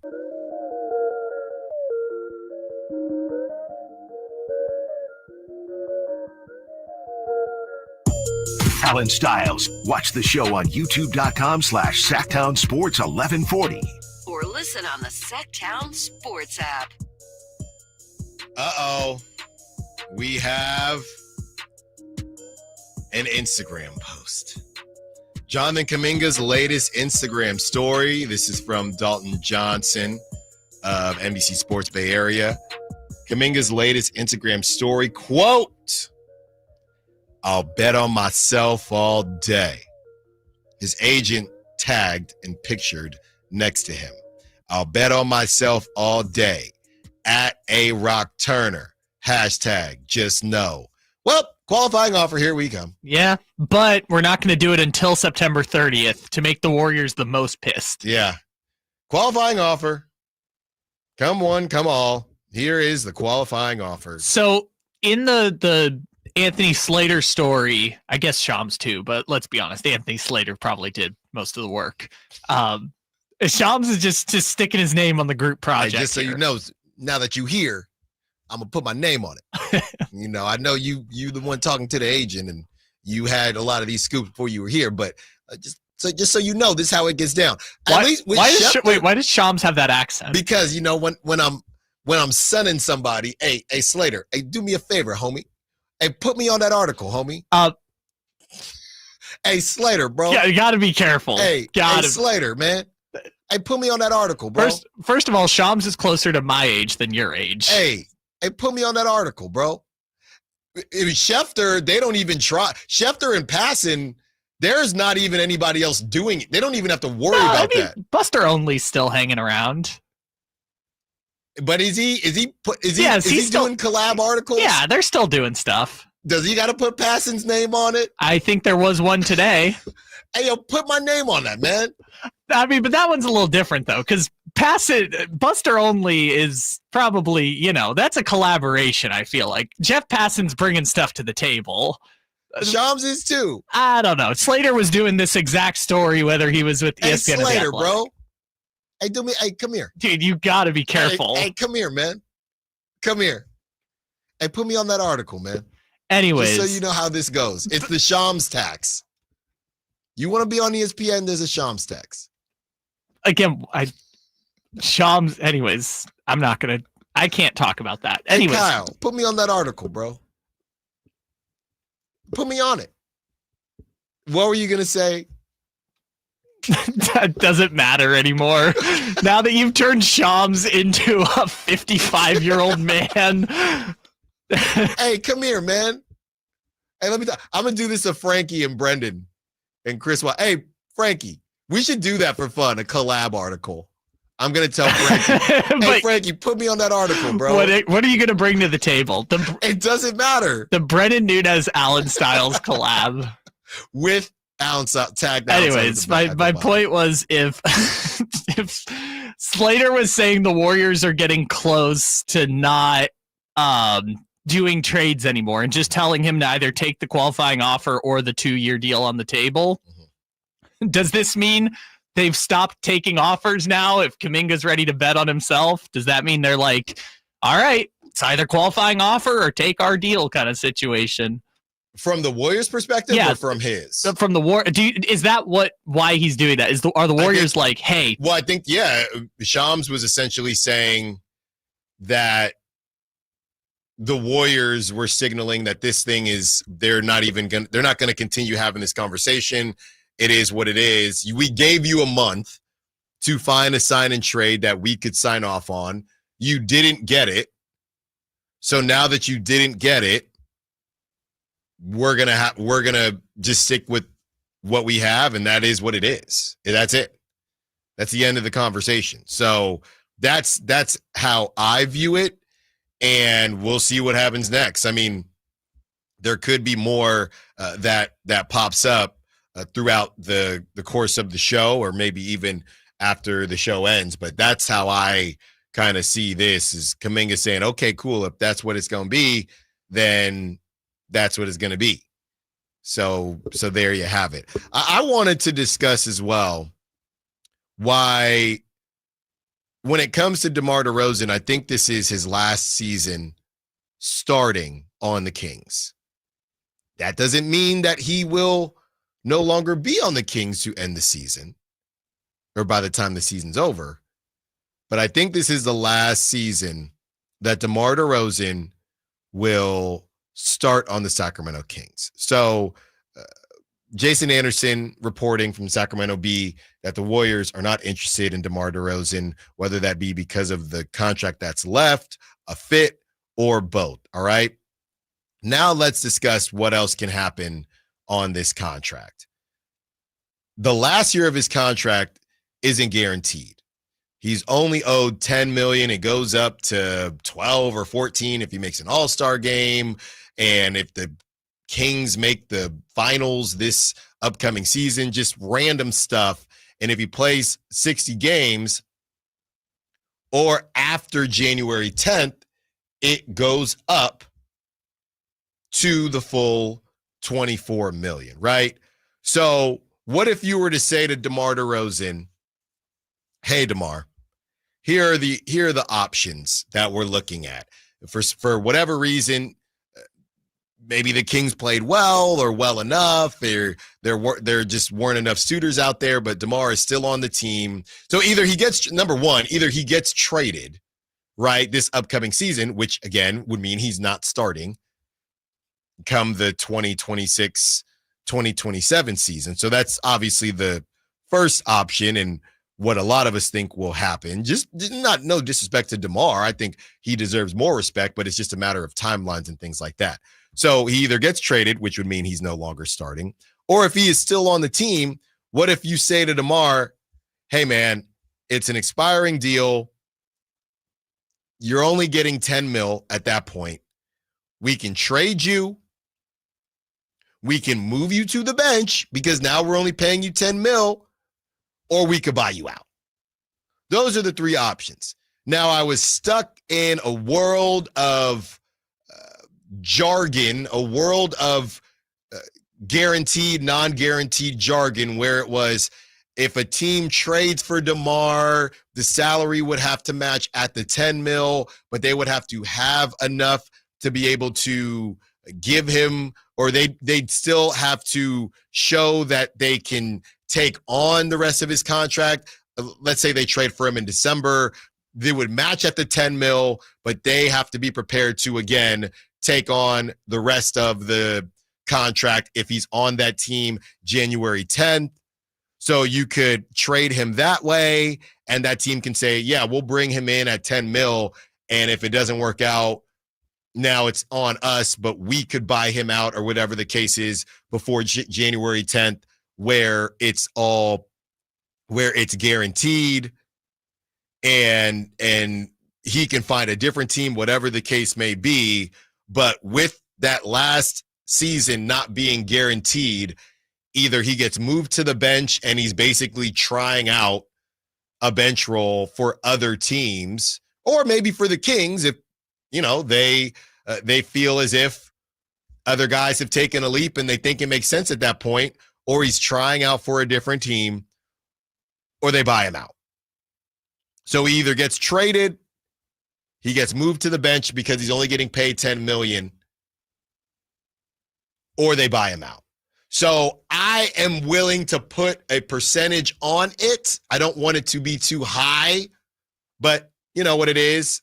This is a game of, or this is an industry of takes. So I don't know, Kyle. I think I would say I'm about 70% sure this will be DeMar DeRozan's last season starting on the Kings. On the Kings, yes. On the Kings. I would say yes, because I don't think... Okay, so if they make the playoffs next year, maybe they feel more comfortable bringing DeMar back at the $25 million number. But yeah, I think it's more a question, because if he's making $25 million on this team, they're not going to make him a sixth man. No, they're not. But next season, he'd be coming in at $10 million until January 10th. Yeah, which I don't know. It's tough. I would agree with you, but I also feel like it's like 70% that he's just not going to be on the team next year. Sure. Or not next year, the 2027. And to your point, that 30% is probably if they happen to make the playoffs and have a crazy season and they say, hey, we're going to do some version of running it back. Well, I do think that's probably the percentage chance of the Kings making the playoffs, and it's probably not even 30%. I would say that. I'd say it's 30% because of that, and then like the weird scenarios we're just not seeing right now. Like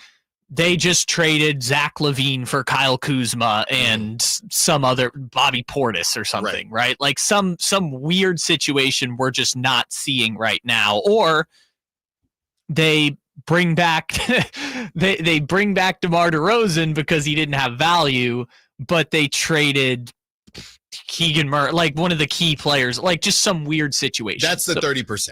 That goes into the 30%. Yeah. Yes. But for the most part, yes, I would say the chances of him starting next year are about the same as him just being on the team at all 2 years from now. Fair enough. Let's keep the DeMar conversation going. Also, is there an obvious trade out there between two young, distressed assets that should just get done immediately? Allen Stiles, Sactown Sports. 20, 15, 10-5, diving. Is he in? He is. The NFL is on Westwood One. Down the middle, it's caught over the shoulder in the end zone. Touchdown, Smith. And that may make it insurmountable.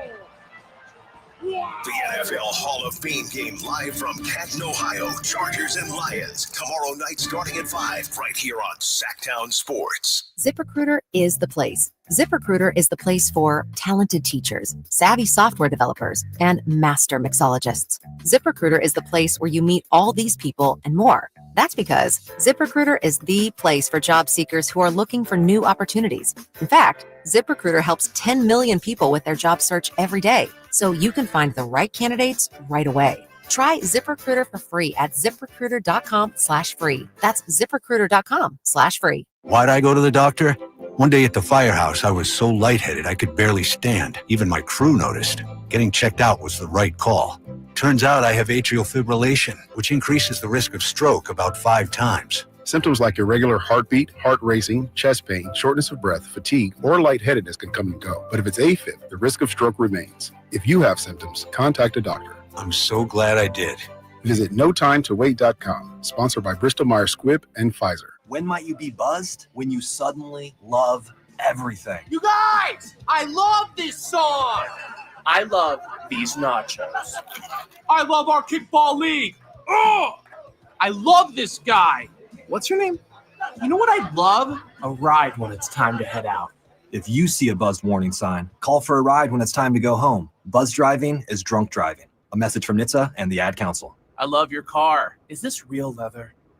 This message comes from Viking, committed to exploring the world in comfort. Journey through the heart of Europe on an elegant Viking longship with thoughtful service, destination-focused dining, and cultural enrichment on board and on shore. With small ships that bring travelers closer to the destination, there's more time to explore. And every Viking voyage is all-inclusive, with no children and no casinos. Discover more at Viking.com. You waited a lifetime for this moment. Now it's time to celebrate. The official collection. The Oklahoma City Thunder NBA champions.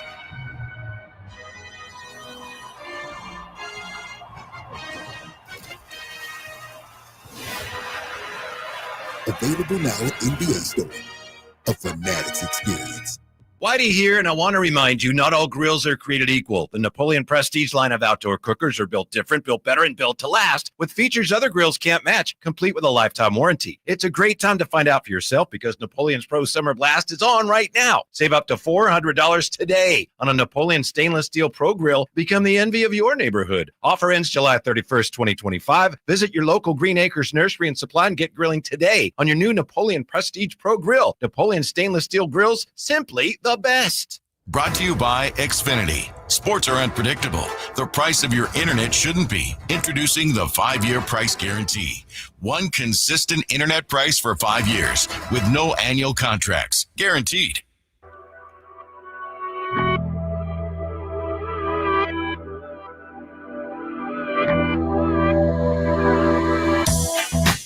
Allen Stiles You can join the show by texting 916-339-1140. on Sactown Sports. Bob Melvin said he talks to, this is from Alex Pavlovich, Bob Melvin said he talked to Elliot Ramos after last night's game, asked if he needed a day to clear his head. Ramos wanted no part of it, really wanted to play. Melvin, here's the quote. He said, "How am I going to get better and help my team if I don't play?" I wish coaches said that, asked me, "Hey, should I bench you? You need a day off? I was just curious. Should I bench you?" Welcome to the modern age, Allen. Where that's a problem. No. That's a problem. Skinny DHs and asking if guys should be benched or not. No, because benching makes it seem like it's a punishment, and it's not. It is, Kyle. But Melvin's not trying to punish him. He's trying to ask him if he would like a break. He sat there. Do you need a mental health day? Blunder after blunder after blunder. Give me a break. I mean, you can't get in his head like that if you bench him. I mean, that was one of the things I used to think was so ridiculous about sports. The coach that would just go bench a player to bring him back, to bench a player to do it. The doghouse or whatever. Yeah, do it. No. Keon, you missed an assignment. Yeah, you're our best defender, and we're giving up 200 points.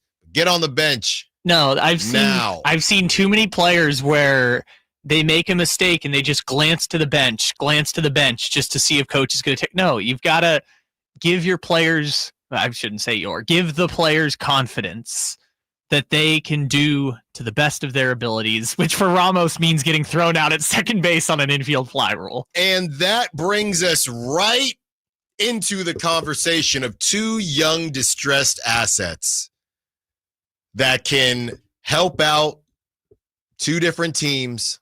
Senor Segue strikes again and really get the fresh start that they both deserve. Devin Carter immediately put on the trade. Well, let's start here. Dealt with injuries. They draft someone who is very similar. They used to battle together in AAU ball. They draft someone super similar to Devin Carter the next season. The regime that drafted him no longer there. Being dangled in trade conversations. Having to hear that this team, that team doesn't want him. Why nobody want me, man? We're going Fresh Prince of Bel-Air again. Why nobody want me, man? Devin Carter having to deal with this. On the other side, this man was literally traded, and because of the physical or alleged physical of the main piece in the trade he was a part of, he gets thrown back onto the same team, knowing that they didn't want him either, knowing that they don't know where he's going to slot in. After they butcher this trade, he doesn't play the same amount of minutes. He doesn't get the same amount of time he was getting. He can't find his rhythm the same way. He goes 6'6". Anybody would love this sharp shooter. Two guys, the first man I spoke about, a dog defender. Devin Carter just needs an opportunity. God blessed him with this body. All of the things that we've discussed. God blessing me with his body. And as I finally took a break from all this Kuminga talk, all this Kuminga madness, it hit me, and it was very clear. Devin Carter. Visions are clear now. Devin Carter for Dalton Connect. It's time. The Lakers, they need defense. The Lakers with Luka, they need defense. They need guys that are just going to sit there and shoot the basketball. And on that team, no disrespect whatsoever, Devin will get all the time he needs to shoot the basketball. LeBron needs 3-and-D guys. Devin isn't going to be expecting the same thing that Dalton Connect was. He just wants someone to want him. Dalton Connect, who goes 6'6".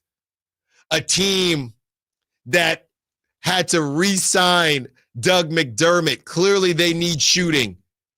You bring him in as a small forward. Yeah, more of a shooting guard, but small forward. He can play the three.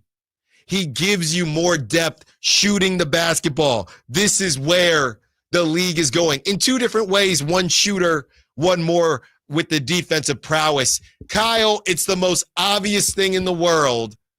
Two distressed assets that just want to be loved, that just want to be wanted every single day. I'll go to Fanspo right now. The trade machine. Jonathan Kuminga, number 1 on the trade machine. Oh, Malik Monk, number 3. But we're not talking about Malik. There's a lot of Kings on there. Devin Carter, number 5 on the trade machine. These are trending players that are being traded. Jonathan Kuminga, number 1. Maxi Kleba, for some odd reason, number 2. Lakers fans just want to get him as much as they can. Malik Monk, number 3. Gabe Vincent, number 4. Devin Carter, number 5. Man, the Lakers fans really hate Maxi Kleber and Gabe Vincent. Nikola Vucevic, number 6. Moses Moody, number 7. Okay. DeMar DeRozan, number 8. It's just a lot of Kings. Rui Hachimura, number 9. Man, the Lakers just hate these guys. And Dalton Connect, number 10. What trade are they trying to do? What? Just swap them out. Let Devin get down there with the bright lights of LA.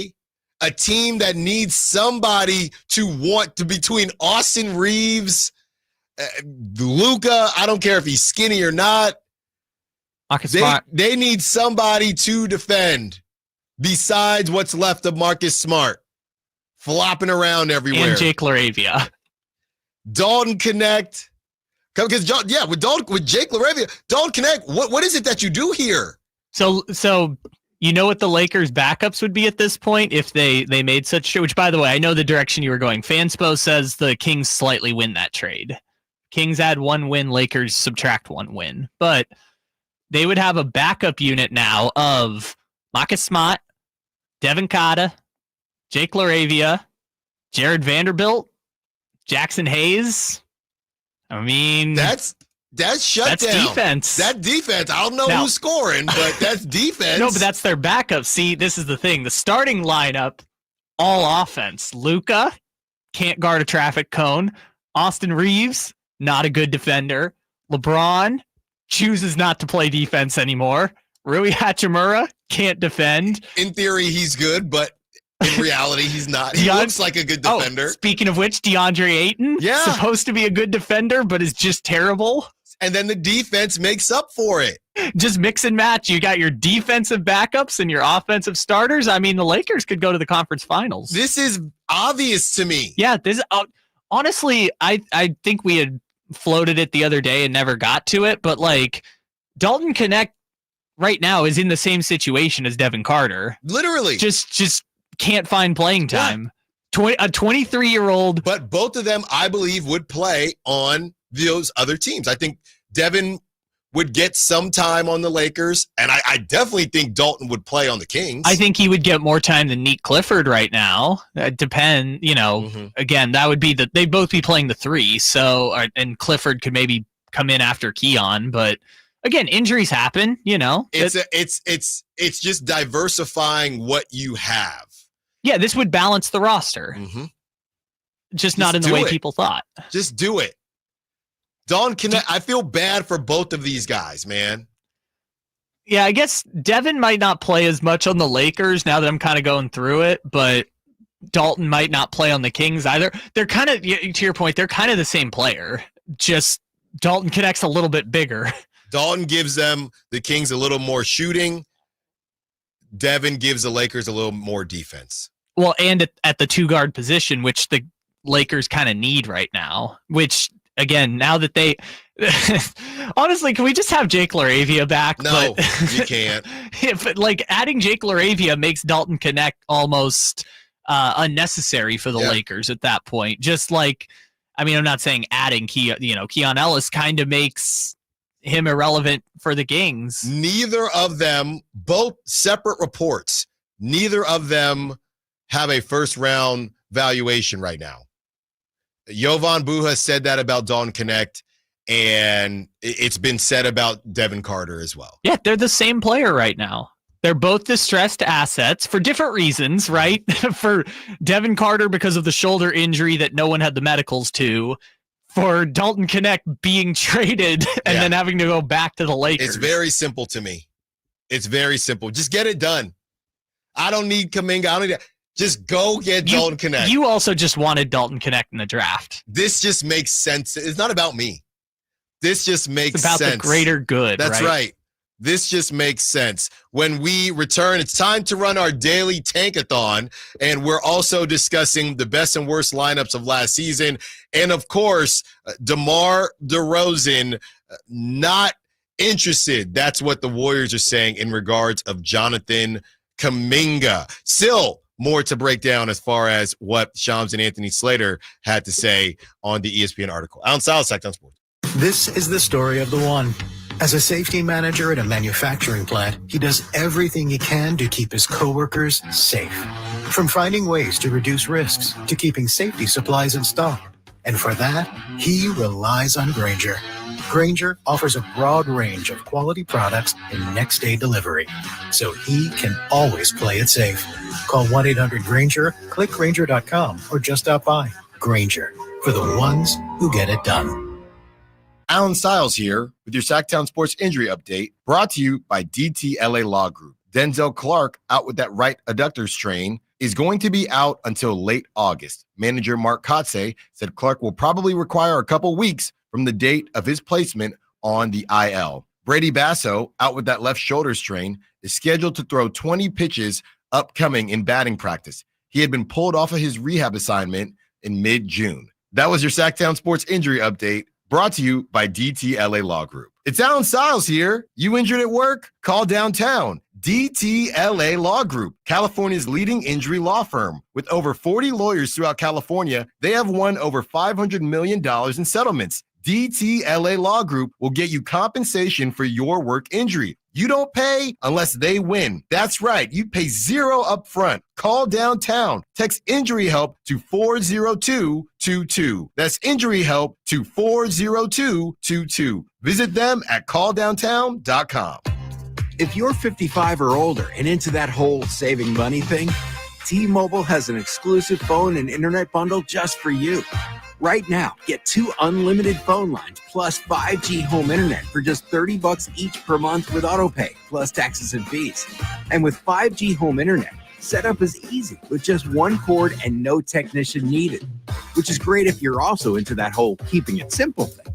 Switch now and experience the best mobile network in the U.S. Visit your local store to start saving. T-Mobile, it's better over here. Based on analysis by Ookla of speed test intelligence data Q4 2024 to Q1 2025, Ookla trademarks used under license. Unlimited on our network. Customers on voice plan may notice speeds lower than other customers and further reduction if using more than 50 gigs a month due to data prioritization. Video streams and SD on this plan. Home internet pricing after $20 a monthly bill credit plus $5 per line without autopay. Debit or bank account required. See 5G device coverage and access details at T-Mobile.com.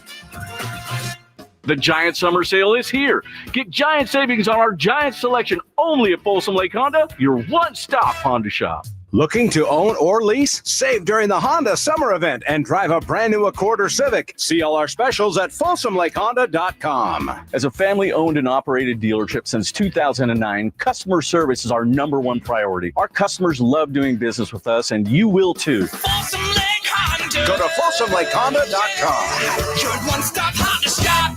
KHD1 Sacramento, KYMX HD3 Sacramento. From the Power Business Technology Toshiba Studios. Sacramento's official home of the 49ers. San Francisco. Sactown Sports, 1140.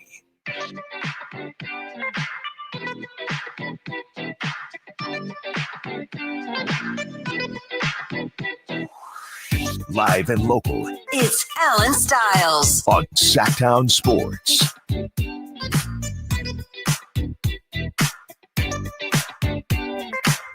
$12 hour, Allen Stiles, Sactown Sports, taking you up to 2 p.m.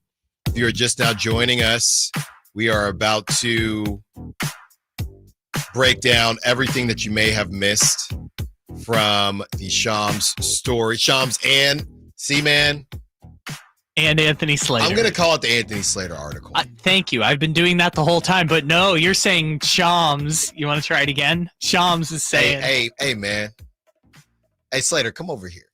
Hey, put my name on that, man. Put my name on that.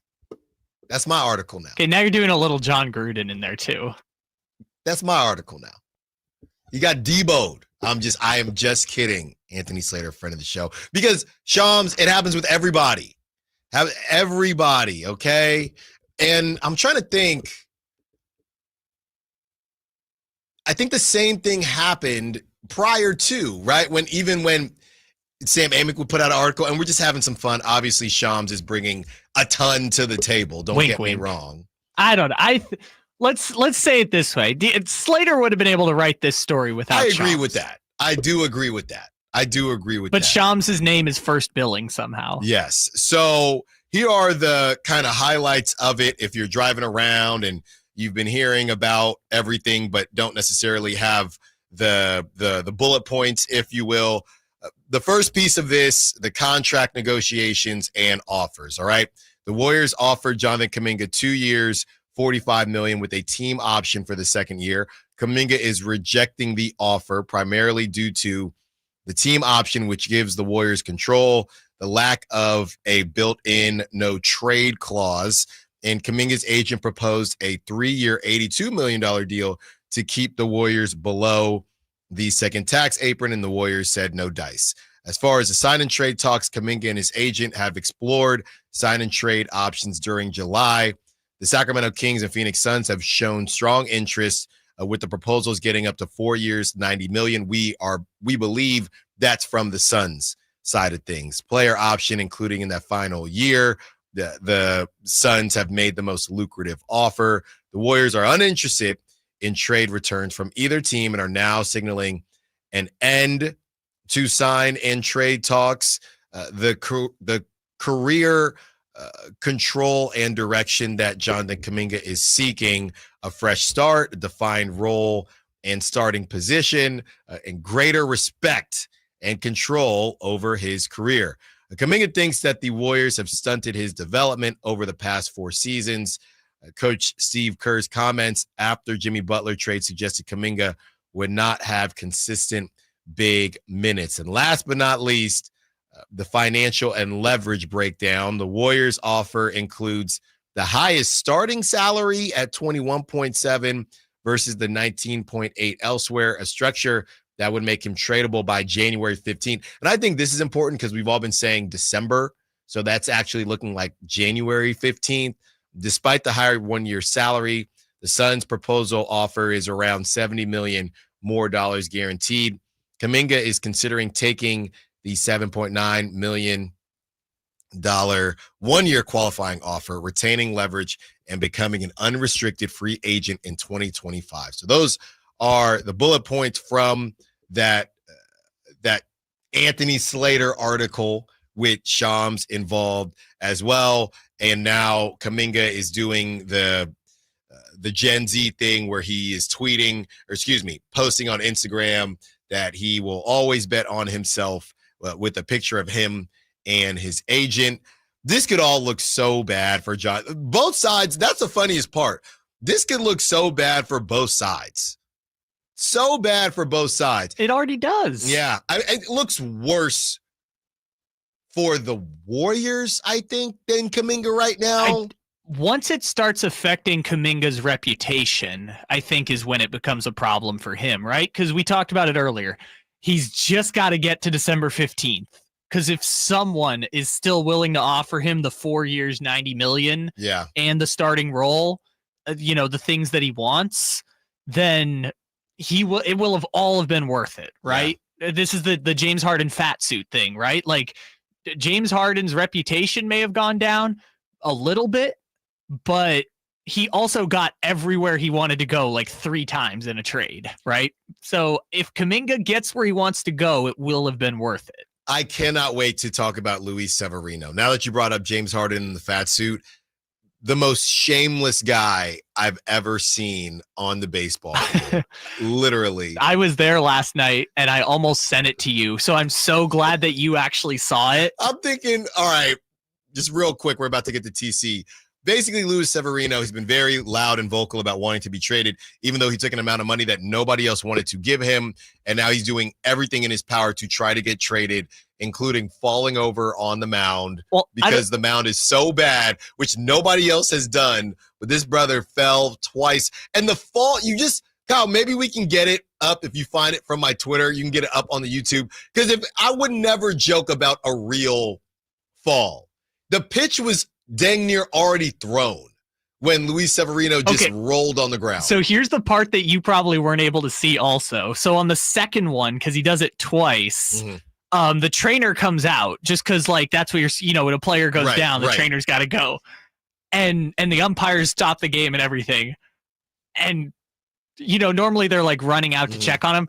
Kotze just strolling out the dugout, all right, here we go again. Here we go. And as much as Severino is trying to get traded, and he may still get traded, we don't know. Or at least emphasize just how bad the mound is. He messed around and got his first win at Sutter Health Park. And it's incredible. The whole thing is just cinema. Right, because, we talked about it earlier. There's a 0% chance he's getting traded because how are you going to get the combination of a haul of prospects for a guy with a 6 ERA and B, the A's willing to eat $30 million of his contract? I mean, it's a Kuminga thing, right?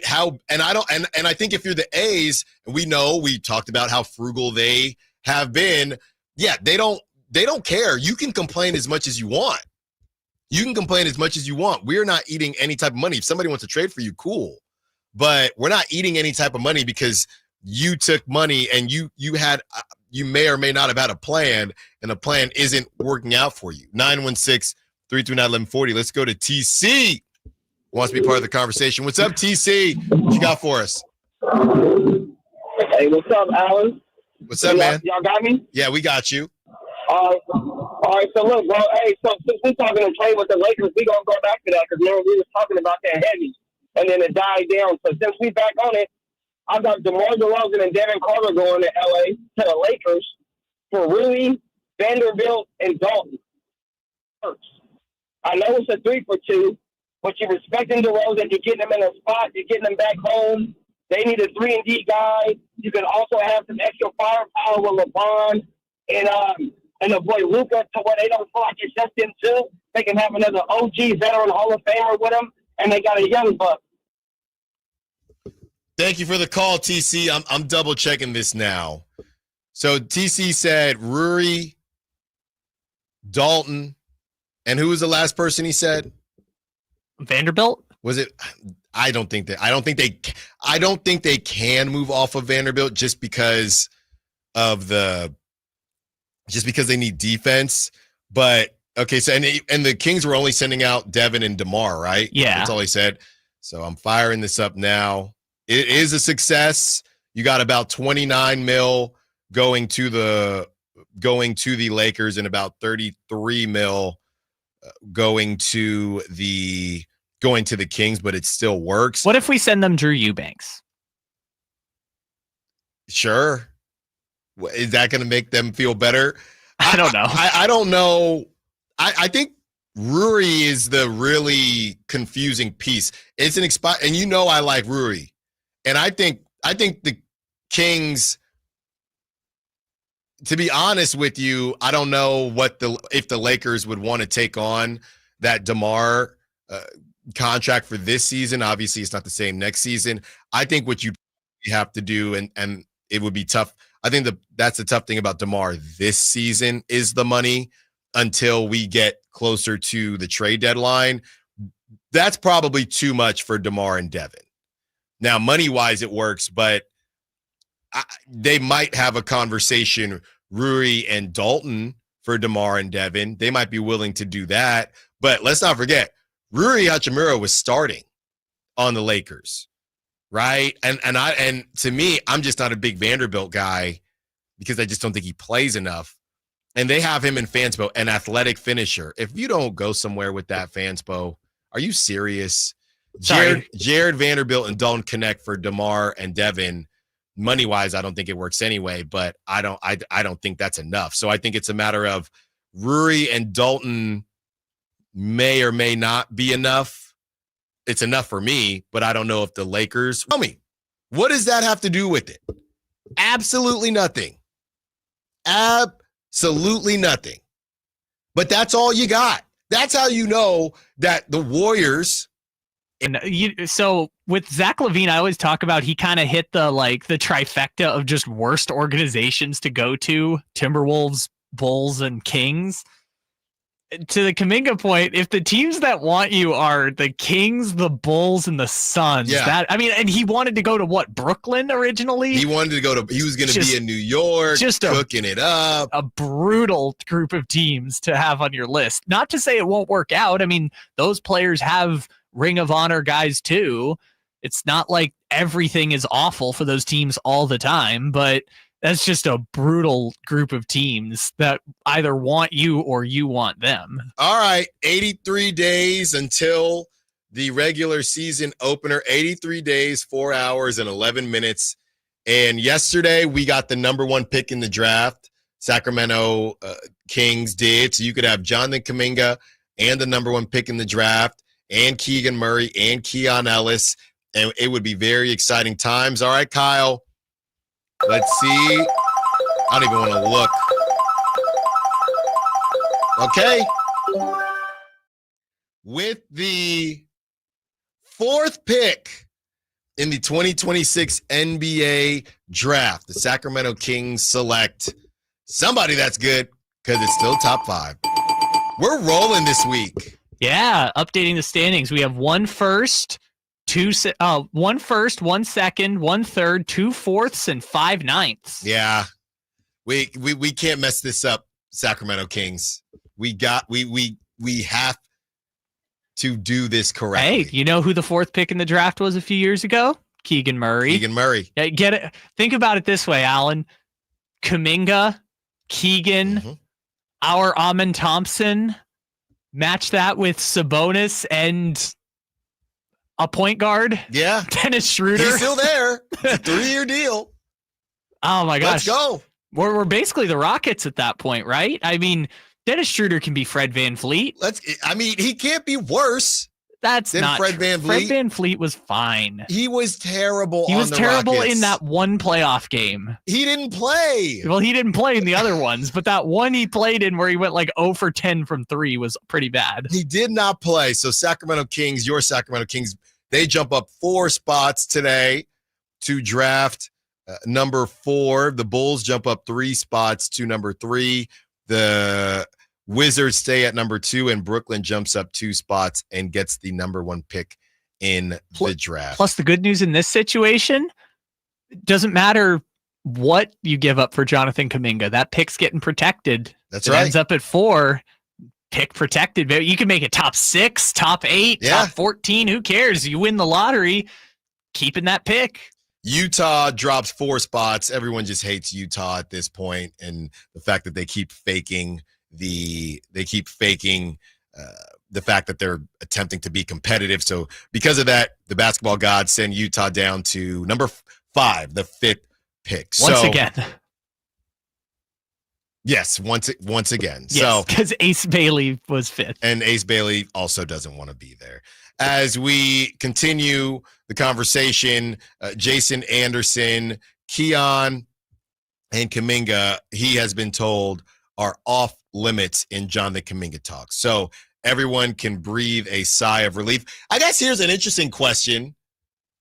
Is there anybody out there that was willing to move Keon Ellis for Jonathan Kuminga?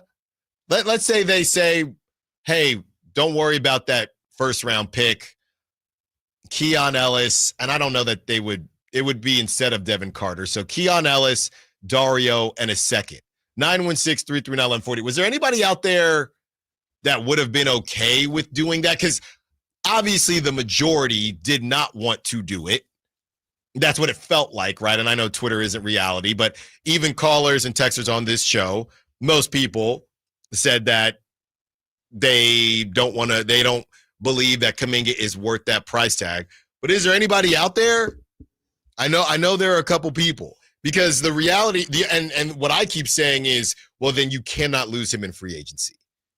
You cannot lose him in free agency. So I guess what is weighing on my mind is, are you already planning on moving on from Keon Ellis? Because if they picked up his team option with the expectation he's going to hit unrestricted free agency next year, and I know Keith Smith talked about it a little bit, like it was a sign of, or was it Scott Perry? Someone said it was a sign of commitment that they brought back Keon on the team option.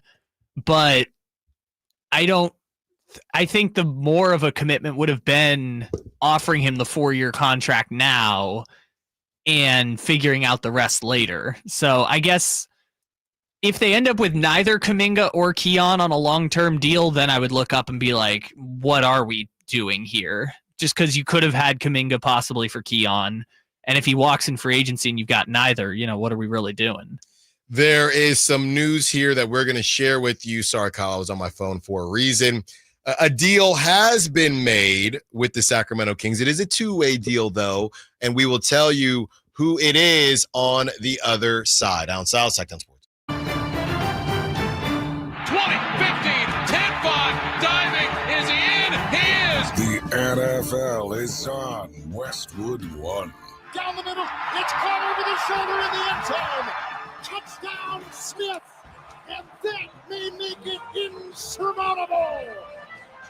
Wow. The NFL Hall of Fame game live from Canton, Ohio. Chargers and Lions. Tomorrow night starting at 5 right here on Sacktown Sports. Some things can steal your sunshine. Ugh, I just got my hair done. Sorry, the cooler's broken.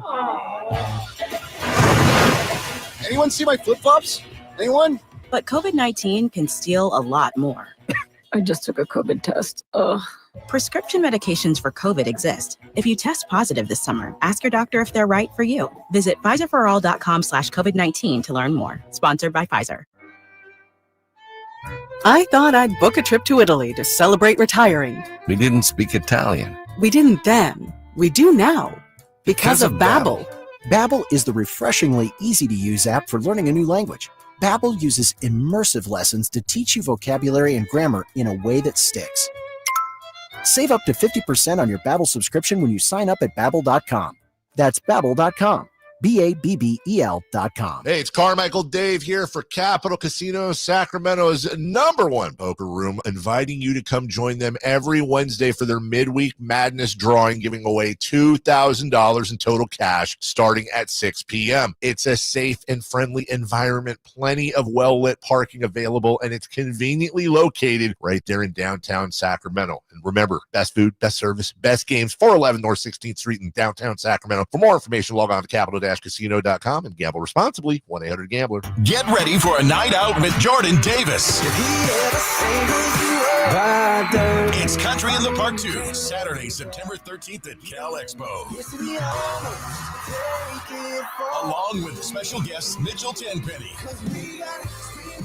Mocash, Vincent Mason, and Abriana. Make it a family day out with food trucks, games, dancing, and more. Saturday, September 13th at Cal Expo. Sponsored by the California Army National Guard and Hop Valley Brewing. Tickets at CITPFest.com. Summer's flying by, and that back-to-school checklist, it's growing fast. New backpack? Check. School supplies? Check. Dentist appointment? Let's fix that. Kids Care Dental and Orthodontics is making it easy to cross dental checkups off your summer list fast, with priority scheduling for new patients and kid-friendly care that makes them smile. It's one less thing to worry about before fall. Call now or book online at kidscaredental.com. That's kidscaredental.com, because healthy smiles should be the easiest thing to check off your summer list. Hi, Sacramento. It's the No Surprise guys at Bell Brothers Plumbing. Need a water heater or plumbing repair? Call Bell Brothers. Clogged drain? We'll clear it for $67. Plus a free camera inspection. A $250 value. We're fast, on time, and the price we quote is the price you pay. No surprises. Plus, we'll check your plumbing for free. Call Bell Brothers or book at thenosurpriseguys.com.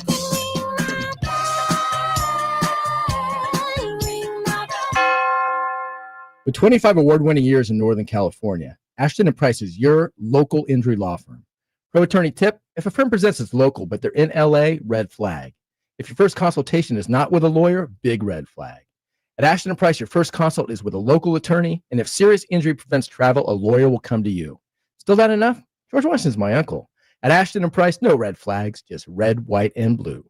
Remember, for the best advice, don't think twice. Call Ashton and Price. Save $12,000 off MSRP. Every Silverado half-ton 5.3 at Maida's Elk Grove Chevy. $12,000 off new Silverado at Maida Chevy. Now that's big, huge. See them all at MaidaChevy.com. Together, let's drive. See dealer for details. Excludes work trucks.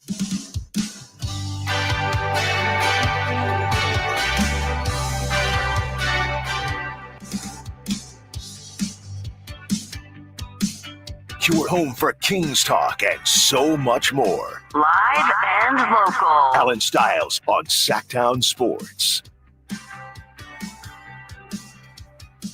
Some news to get to.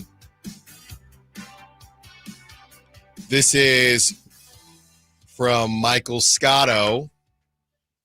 Just in, the Sacramento Kings and Daquan Plowden have agreed to a two-way deal.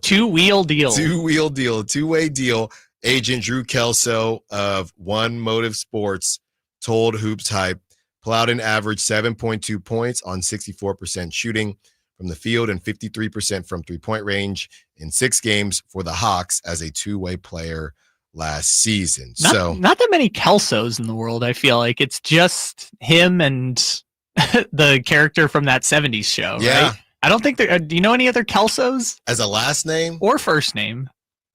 No. Yeah, I just caught me off guard. I know an Elko.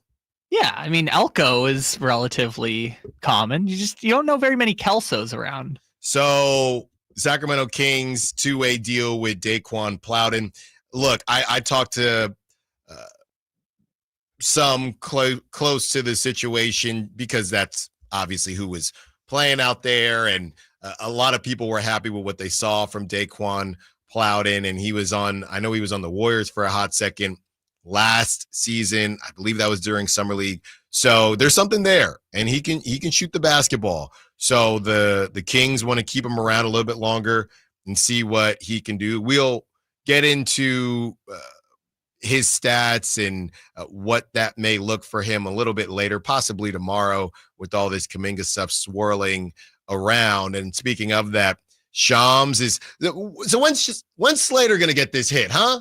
No, Shams still getting paid the big bucks. Somebody on the YouTube said Slater might want to include Shams because Shams gets the most clicks, which is a good point. That's a good point. Yeah, I don't know how that really works. But at some point, if you're Slater, you say, "Hey, I'm cool now. Like I'm good."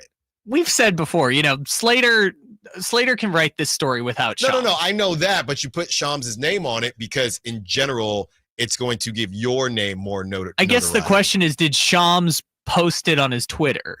Because he did. Okay, so that's probably the clout you're getting from it. He did.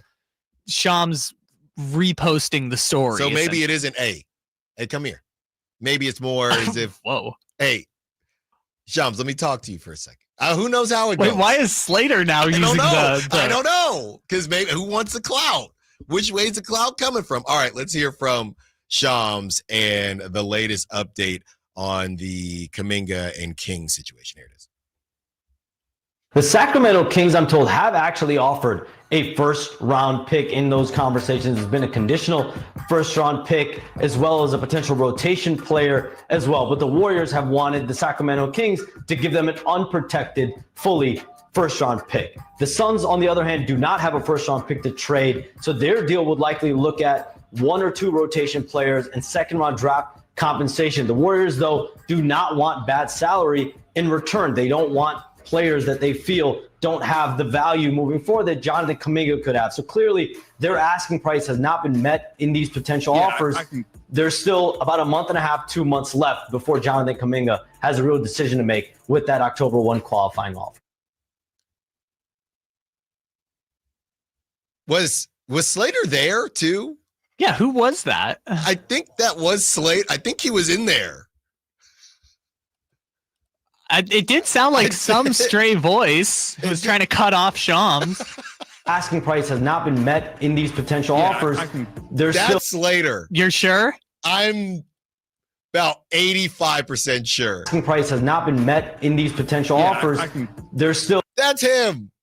They might both be on NBA Today. NBA Today. Potential offers. Let him eat. Not been met in these potential offers. Let him eat. In these potential offers.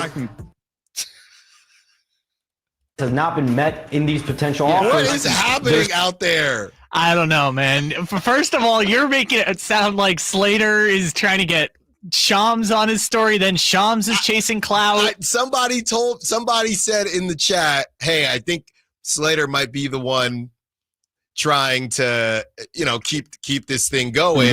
In these potential offers. That is, I'm 85% sure that's let him eat, man. This has not been met in these potential offers.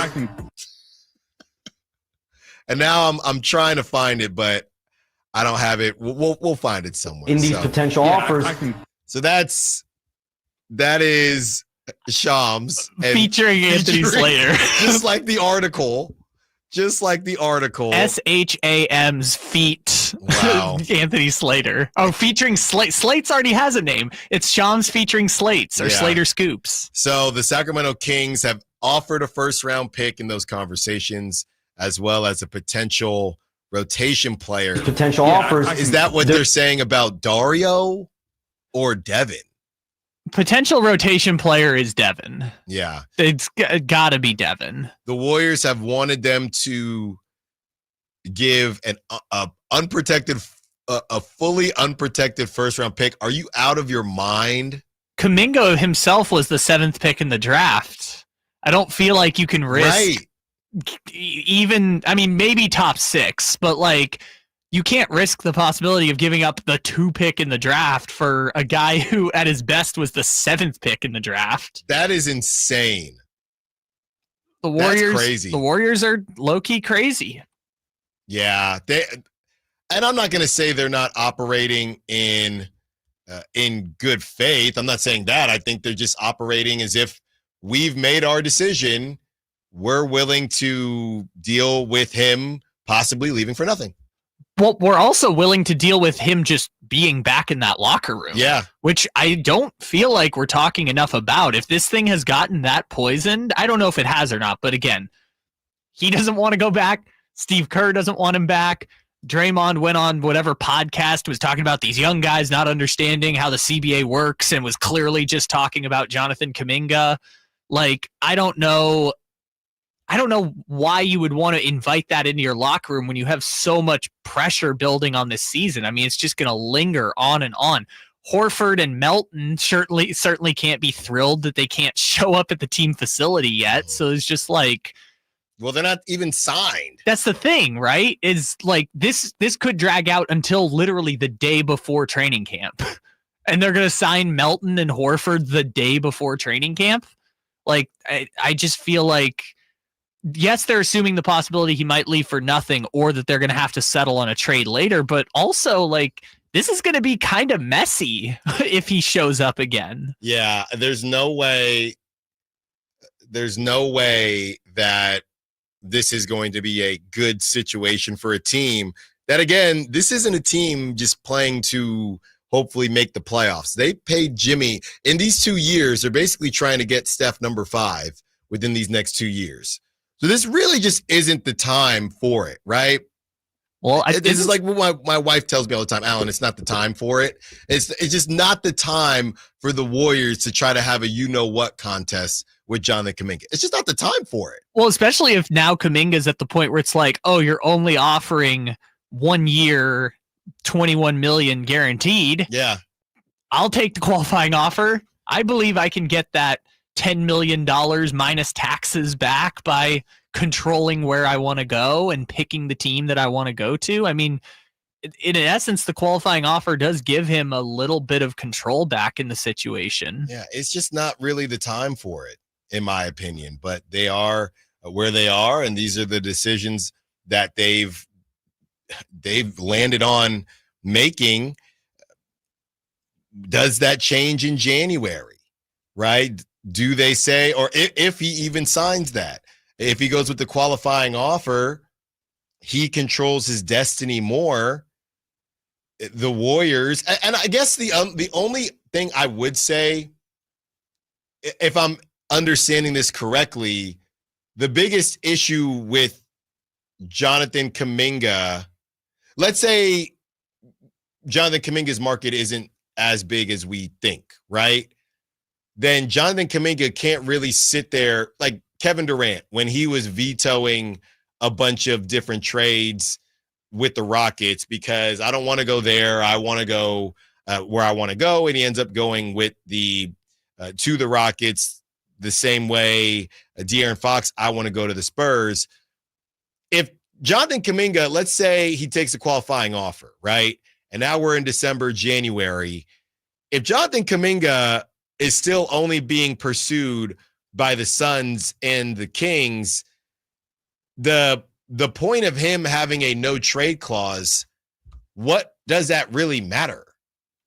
The Warriors would just say, I mean, I guess at that point he just says, if the Kings say, hey, we want you, we'll give you 25. We'll give you the 25 once we move off of DeMar DeRozan in the offseason. I guess I'm kind of confused as to how much control or why it's so bad for the Warriors for him to take the qualifying offer unless there are a ton of teams.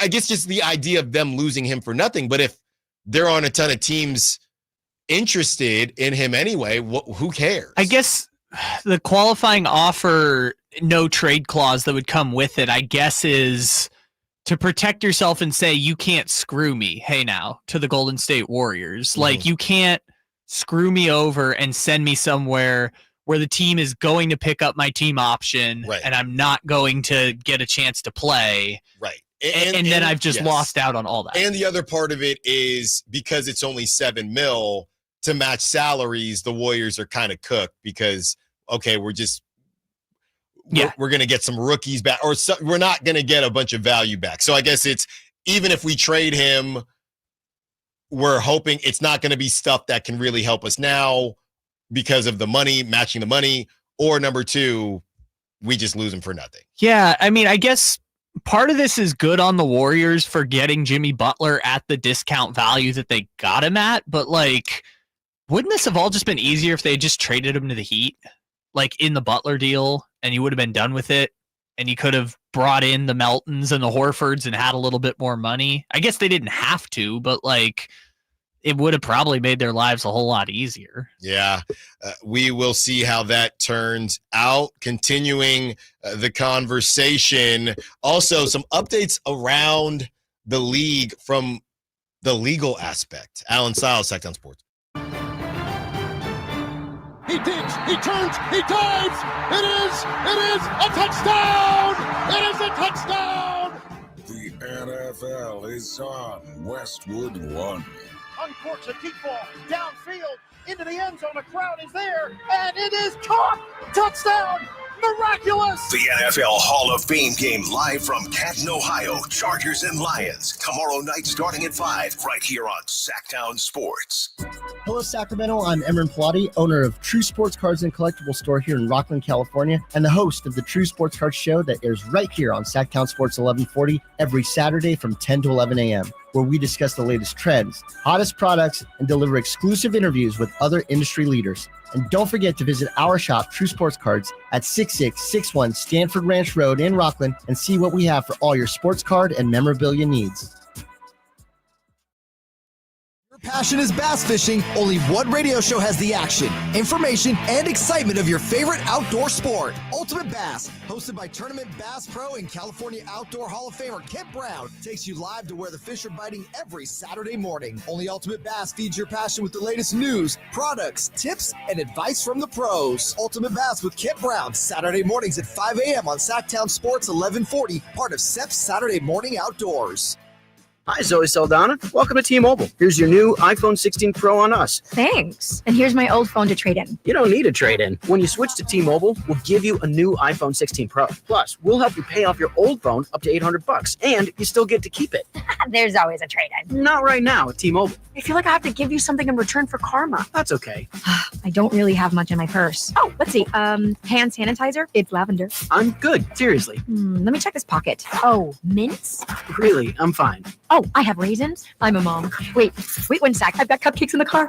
It's our best iPhone offer ever. Switch to T-Mobile. Get a new iPhone 16 Pro with Apple Intelligence on us. No trade-in needed. We'll even pay off your phone up to $800. With 24 monthly bill credits, new line, $100 plus a month on experience beyond finance agreement, $999.99 and qualifying ported. For well qualified plus tax and $10 connection charge. Pay off via virtual prepaid card below 15 days. Credits end and balance due if you pay off early or cancel. See T-Mobile.com. A couple years ago, I was in the bathroom at the airport when I dropped my smartphone in the toilet. Not smart. I was multitasking when I should have been focused on the job at hand. Embarrassing, but I'm not alone. According to Google, 7 million other multitaskers accidentally dropped their phones into the bowl last year. A gentle reminder that right now you can get yourself a brand new Samsung Galaxy A36 absolutely free with a $35 plan from Pure Talk. The A36 comes with scratch-resistant Gorilla Glass and a battery that'll last all day, along with unlimited talk, text, and data on America's most dependable 5G network. In other words, it's tough and smart. Something to think about next time you're multitasking in the necessary. Just dial pound 250, say keyword micro to get your free phone today. You can make the switch in just 10 minutes. That's pound 250. Say micro to switch to a no-nonsense smartphone and a company that actually stands for something. Pure Talk. Carmichael Dave here for my friends at American Energy Heating and Air. Yes, I always tell you they are a family-owned operation, been in business since 81, A-plus Better Business Bureau, but it is hot. We are in those Sacramento hot months. I want to focus on them being your second opinion partner. What does that mean? Maybe you've got somebody you're working with or you've worked with in the past in the HVAC world. Guess what? They want to give you a second opinion. How much does it cost? Nothing. You call them up and say, hey, can I get a second opinion on this deal? They come out and they either say, wow, that's a great deal. You should feel better about that. Or they say, we can beat that price. And usually they're going to beat it by a lot. Guess what? You just saved money and it didn't cost you anything to find out. It's a no-lose situation. Go with a trusted company. American Energy, 916-520-9990. That's 916-520-9990 or AmericanEnergyAir.com. Jingle Singers, take it away. Call 916-520-9990 now. Sacramento Chrysler Dodge Jeep Ram has the biggest selection, the best prices, and unbeatable customer service. Check them out online, sacsuperstore.com, for the guaranteed lowest price on Chrysler, Dodge, Jeep, and Ram. Open until 10 o'clock and right across from Hagen Oaks Golf Course. sacsuperstore.com.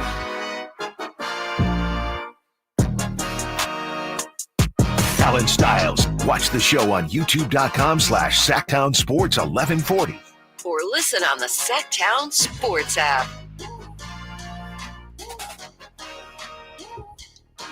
Every single time we think that all the updates have been addressed, more updates start to pop up. And at this point, it feels like, I don't know, man, feels like we're about a week or so away from some type of resolution. I know, at least this. I think that we're a week or so away from this thing just taking a breather. Jonathan Kuminga may not sign the qualifying offer, or he may, and he may not sign that 2-year short-term deal, or he may, but I think we are getting closer to the end, and this is what Golden State kind of wanted. We're getting close to the end of this sign and trade conversation. I know there's some people out there that may have some Jonathan Kuminga fatigue. I may be one of those people, but we're starting to get to the point now where the Warriors are saying this sign and trade stuff is basically done. Is the little leverage that they have left. The sign and trade stuff, hey, we gave y'all till July. We don't like anything. And I would say that this is now Kuminga and his agents, for lack of a better term, last-ditch effort to get stuff out there, to see if the Kings will bite, to see if the Suns throw in somebody that the Warriors would actually want. They're not going to do Ryan Dunn, but this is what Kuminga's camp is doing, because they know, fine, if the Warriors shut this down, then all right, we know what the options are. So this stuff is all coming out for a reason. I don't know that it will be resolved with Kuminga,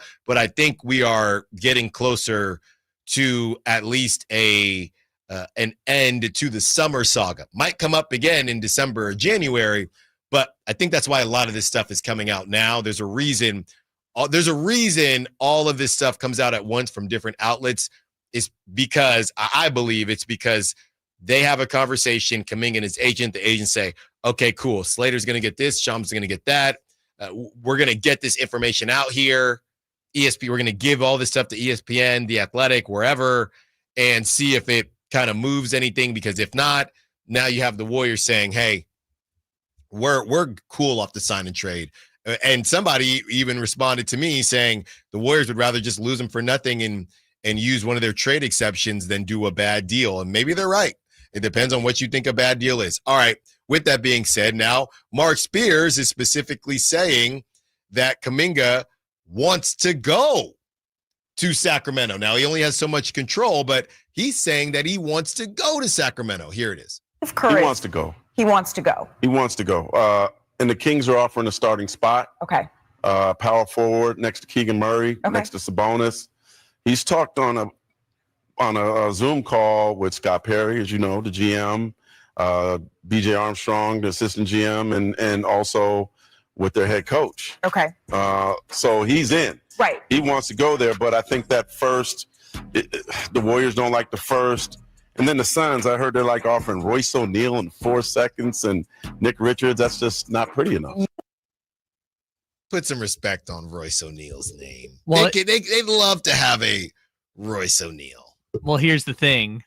3-year contract, Allen. For Royce? Yeah, not allowed. No, can't do it. Not allowed to have more than 2 years because the Warriors are gonna have no players on the team in 2027. Steph's deal is up. Jimmy, Draymond, Buddy. They got no money committed beyond. Steve Kerr's contract ends that year. There's a chance 2027 might come, and if they don't get Giannis, goodbye, everyone. We're just going to the bottom. And let's not bury the lead here. A starting spot next to Keon. Going back to that the possible handshake discussion that we had on Friday. According to Mark Spears, the Kings have offered Jonathan Kuminga a starting spot at the power forward position. How can they do that? How can they do that? And this stuff coming out the way it's coming out, this is what I talked about on Friday, that handshake agreement that may be in place. I don't know. But this is the type of stuff that's coming out that you're just reading tea leaves thinking, well, how in the world are they going to? No, you're not wrong. I see you on the chat, on the text line. Well, how are they going to add that? How are they going to promise Jonathan Kuminga that? Because something else is in place if they can pull it off. Now, Kuminga can want to go to Sacramento as much as he wants, but he doesn't necessarily have that. Not necessarily. He doesn't have that type of control. Kuminga can want something as much as we would like. How much do the Kings want it? Because the Warriors are thinking, hey, that's cool. You want to go to Sacramento. But now that we know you want to, it's almost as it's a little mini leverage there. And now that we know you want to go to Sacramento, they can, hey, man, they can tell you all this good stuff. They can promise you a spot. They can do all that. We have to like what they're offering. And it might be a reason, hey, Kuminga, right? And it could be via the qualifying offer or via a short-term deal. If you're Kuminga, just because he wants to go there, why cut off your options, right? It's on the Kings now to try to get where they want to go.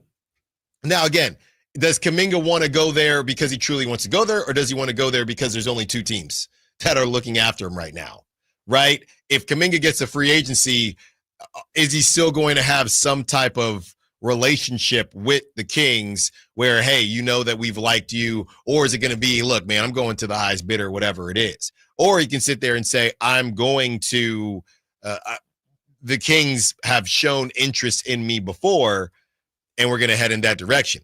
That, to me, can sway this thing in either direction. But if you're the Kings, unless you think somebody else is coming to the table, why do I need to up my offer? I like you, Kuminga. I just think I'll be able to grab you later.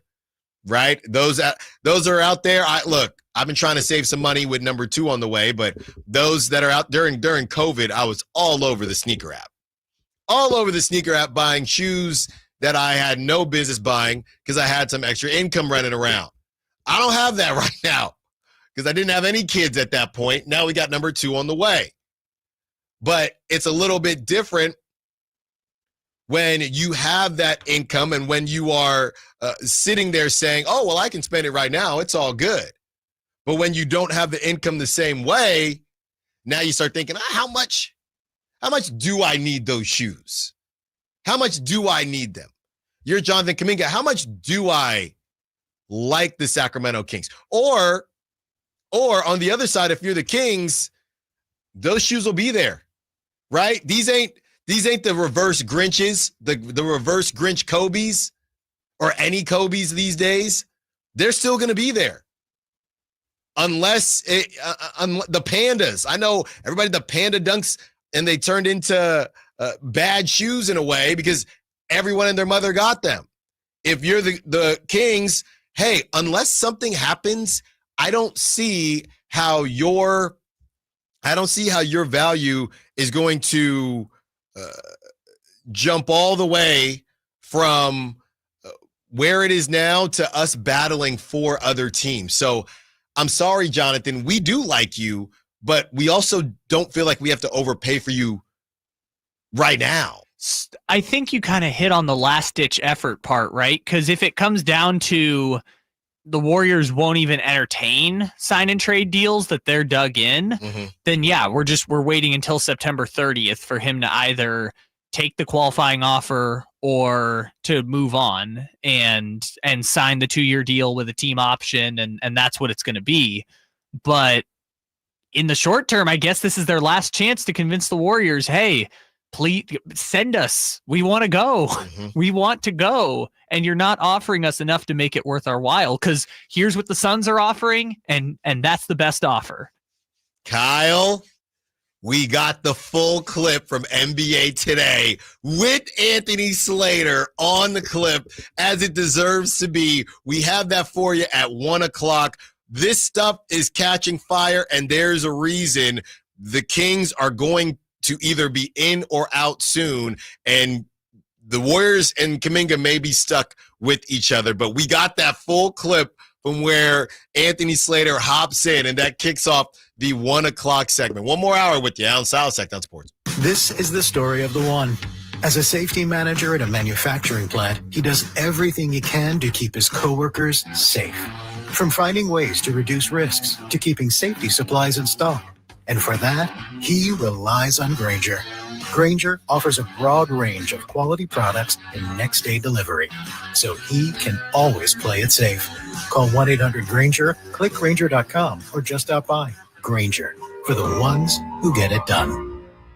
Allen Stiles here with your Sacktown Sports Injury Update, brought to you by DTLA Law Group. Denzel Clark, out with that right adductor strain, is going to be out until late August. Manager Mark Kotze said Clark will probably require a couple weeks from the date of his placement on the IL. Brady Basso, out with that left shoulder strain, is scheduled to throw 20 pitches upcoming in batting practice. He had been pulled off of his rehab assignment in mid-June. That was your Sacktown Sports Injury Update, brought to you by DTLA Law Group. It's Allen Stiles here. You injured at work? Call downtown. DTLA Law Group, California's leading injury law firm. With over 40 lawyers throughout California, they have won over $500 million in settlements. DTLA Law Group will get you compensation for your work injury. You don't pay unless they win. That's right. You pay zero up front. Call downtown. Text injury help to 40222. That's injury help to 40222. Visit them at calldowntown.com.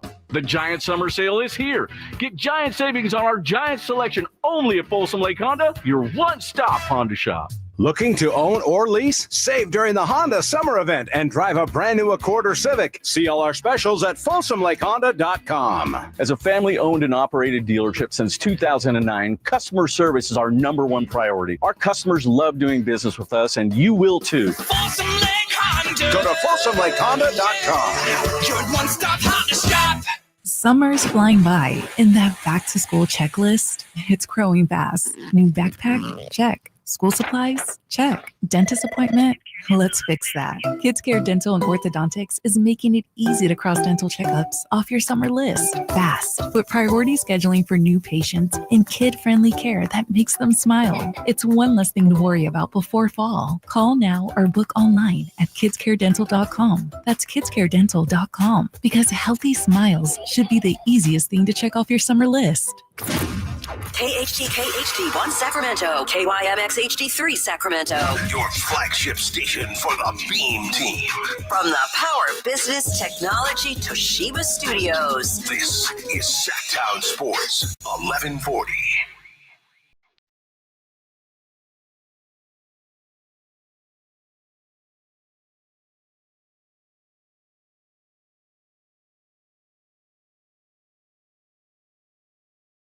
To home for Kings talk and so much more. Live and vocal. Allen Stiles on Sacktown Sports. 1 hour left with you. I think this thing, like I said, Kuminga may or may not sign. But as far as the Kings are concerned, I think if the Warriors are saying, look, we're done with this, man. It is what it is. We're going to take our medicine. We're going to hold the L, but we just don't like what we're seeing, and it is what it is. We're not going to be kind of put in a headlock by Jonathan Kuminga. So these are your options, brother. These are your options. Without further ado, we have the full clip from NBA Today with Anthony Slater featuring Shams. Here it is. His contract negotiations here with Golden State.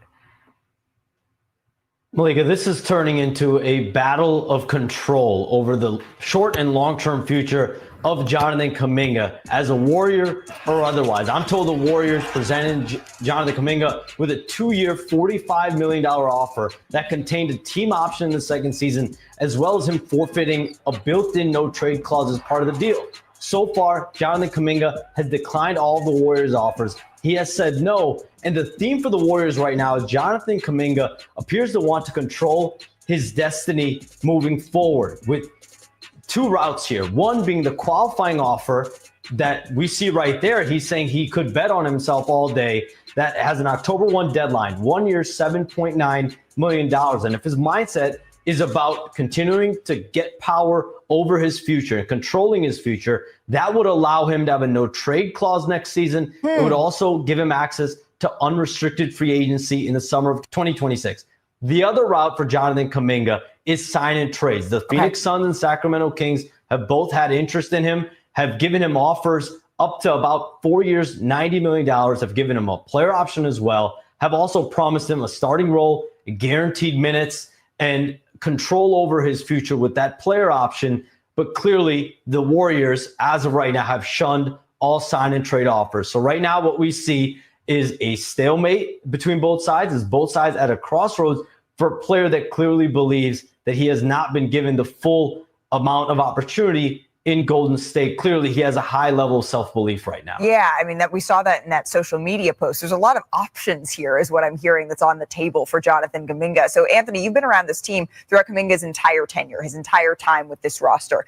Do the Warriors, because I hear confidence coming from Kuminga, do the Warriors feel confident that they will eventually reach a deal here? Yeah, for sure. They've been pretty firm in the last few days saying, you know, there's a reason why it's called restricted free agency and not unrestricted free agency. They kind of, you know, hold the leverage on his future, and their preferred path clearly is the offer they put on the table. It's short term. It's tradable. That's how they pitched it to Kuminga even, you know, because it's something they could maybe trade in January at full value. But they say regardless, their stance is that as of right now, they're shutting down sign and trade talks. They found nothing appealing there. And, you know, they believe he's going to to be on the roster. Their stance is he will be on the roster to start next season. And if that's the qualifying offer, that's what it is. The concern there, the flip side of that is the messiness of this. It's already, as you know, y'all can attest, has become kind of a messy restricted free agency. Yeah. How about when this gets to training camp? How about when the veterans are around, looking around, saying, is this going to be a distraction in one of Steph Curry, Jimmy Butler, and Draymond Green's final contention seasons? I think that's where there's a potential, pivot point, breaking point in this. But as of now, as Shams mentioned, it's a stalemate and it continues to be messy. But right now, the Warriors are saying they're shutting down those sign-in trades talks. So if they are looking to re-engage for the Warriors here at some point, Shams, what would a potential sign-in trade eventually look like? Because they're saying right now they expect him to be on the roster. Malika, the Warriors have been defiant. They want a good player. They also want an unprotected first-round pick, a good first-round pick. The Sacramento Kings, I'm told, have actually offered a first-round pick in those conversations. It's been a conditional first-round pick as well as a potential rotation player as well. But the Warriors have wanted the Sacramento Kings to give them an unprotected, fully first-round pick. The Suns, on the other hand, do not have a first-round pick to trade, so their deal would likely look at 1 or 2 rotation players and second-round draft compensation. The Warriors, though, do not want bad salary in return. They don't want players that they feel don't have the value moving forward that Jonathan Kuminga could have. So clearly, their asking price has not been met in these potential offers. There's still about a month and a half, 2 months left before Jonathan Kuminga has a real decision to make with that October 1 qualifying offer. Okay, so it sounds like there is. There you have it. And that was eye-opening, or ear-opening, I should say, either one, as the Warriors, it was first reported they are signaling they are shutting down sign-in trades. And maybe there's a little bit of, I think the Warriors are also, we talked about Kuminga's camp putting a bunch of stuff out to see if anybody will bite. I think this is also the Warriors saying, hey, Kings, Suns, if you don't give us something better, we'll eat it. How much do you want Kuminga? And the Suns, I'm not really sure what their plan is. But the Kings, I think, is very much either bleep or get off the pot as far as Kuminga is concerned. We're prepared to let you battle it out in unrestricted free agency or battle it out if he's on that qualifying offer, because Kuminga could say for whatever reason that he could turn the Kings down if they try to trade him with the qualifying offer. He could say, I don't think that makes a ton of sense for me at this point. I don't want to be on another team. I just want to be clean and see what I can get in free agency. Now, maybe he wants to go wherever because he thinks that they could come to an agreement on something and an extension before free agency. But this is kind of a last-ditch effort on the Warriors side of things, too. I know Anthony Slater is saying they still have the leverage. In a way, they do, but the leverage is the term leverage. It ain't as heavy as it seems. I think it more so comes down to Jonathan Kuminga not accepting the 2-year deal, which the Warriors think is fair, right? And I do wonder why the Warriors want this. I guess the second-year option is just so they can cut him. No, or so they can not pick it up. It's not so that they won't pick it up. It's so that they have control. Again, they want Shams, kind of the theme of the whole thing is they want control. If they have the team option, they can control whether or not Kuminga, because the other option is they accept the team option and trade him in the summer, right? So the big thing is whatever Kuminga, it doesn't matter whether they decline, accept, trade, they control the situation, not Kuminga, if he has the team option. Because he could obviously obviously the player option, he would opt out and be able to just walk away. Yes. But if there was no option, period, don't the Warriors still have a level? They still would have some control. Who, the Warriors or Kuminga? The Warriors, if there was no option, period, just a 2-year deal. Yeah. They just don't want to pay him that. They just don't want to give him that. No, they don't want to give him a 2-year deal. They want to give him a 1-and-1. A 1, and then we'll figure it out. But again, to the same point that Slater brings up also, like, yes, from a practical standpoint, the Warriors, as long as they're okay with Kuminga coming back on the qualifying offer, which again ruins their potential trade value other than for draft picks because you have to match salaries. You're getting a young player back or a throwaway contract at 1 year, $7.5 million. So as long as the Warriors are willing to say we're okay with that, then I guess at this point they don't care whether he takes the team option deal or the qualifying offer. But the messiness is the thing that I don't think. First of all, it's the delaying the Warriors free agency. That's his leverage. But then it is the messiness and we talked about this a little before, and I'm glad Slater brought it up. Why would Golden State want to invite that into the locker room? Right. Which, by the way, what do you think Jimmy Butler thinks about it? Right. He just got out of, he's probably thinking, he reminds me of me. Yeah, that's what I'm thinking. Jimmy Butler's like, Steph might be upset. Draymond's obviously pissed. He's already gone on podcasts talking about these young people don't understand the CBAs. Jimmy's gonna be like, young guy, come here, man. Jimmy's sipping on his coffee saying, I mean, you got to do what you got to do. No, but he's like putting his arm around him like, hey, young man, I see your struggle and I'm here for you. Sometimes you gotta figure it out one way or the other. So that's the newest from Anthony Slater and Shams, who put out an article this morning. It basically sounds like, and this was one of the responses that I got as far as the DeMar DeRozan thing. Yeah, if the Warriors and maybe they're posturing a little bit, but if the Warriors are just saying at this point, we're the Warriors, right? We can lose Jonathan Kuminga for nothing and still add somebody at some point because people are going to want to play with Steph. It is what it is. And if we have to lose him, then fair enough. All good. Well, all good. We would rather do that than what we deem to be a bad deal. We would rather still have a shot at Giannis in 2027 than to sign up for a bad deal with Jonathan Kuminga. Yeah, that's it. That's what this thing is coming down to. From Bonte Hill, the Warriors, this is 7 minutes ago, the Warriors are not wilting in this situation. Training camp is 2 months away. No need to panic. And then he has an M dash yet. So Warriors camp is basically,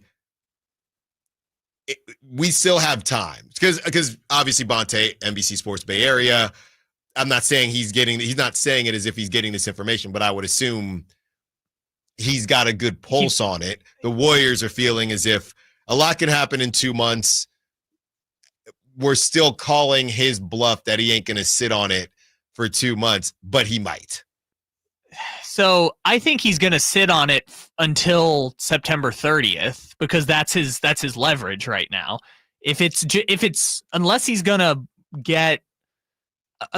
get the Warriors to blink on changing the contract now to something that he wants, his leverage is to drag it out until September 30th because then the Warriors can't bring in Horford, can't bring in Melton, can't bring in Steph Curry's brother, although I'm sure Steph Curry's brother is... He ain't going, yeah, he's just call me when... Yeah, he's just like, you want me in October, November, I'm here. The Horford thing is fine. The Seth Curry thing is fine. But I do wonder if you're DeAnthony Melton, and yeah, he played well in the Bay, and it was going well for him.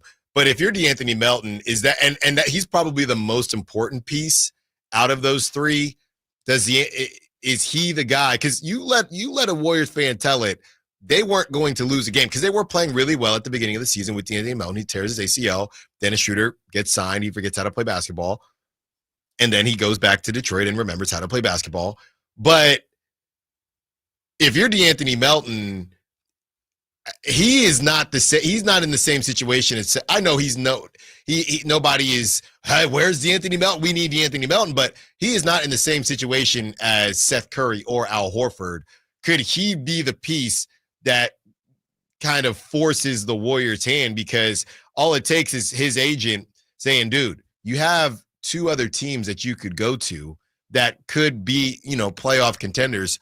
Are you sure you want to just wait around for this? I feel like that would have happened at this point, though, right? I don't think he would have waited this long into free agency, where it's basically August now. I don't think he would have waited a month. I think they keep believing it's Steph Curry. It went well. I think they keep believing that it's about to get resolved. Who knows what he's being told? But I guess I just don't know why they would tell him that, because it's not about to get resolved. Unless they accept the trade, it's not about to get resolved. Yeah, and maybe he's not in a rush simply because he is coming back from ACL, so he's thinking more time to rest from my point of view. Maybe also, like, even if I don't know how many offers are left or how many teams like have the mid-level exception, because I think Melton's deal will probably be a mid-level exception situation, but like, even if maybe he just wants to be in Golden State. Yeah.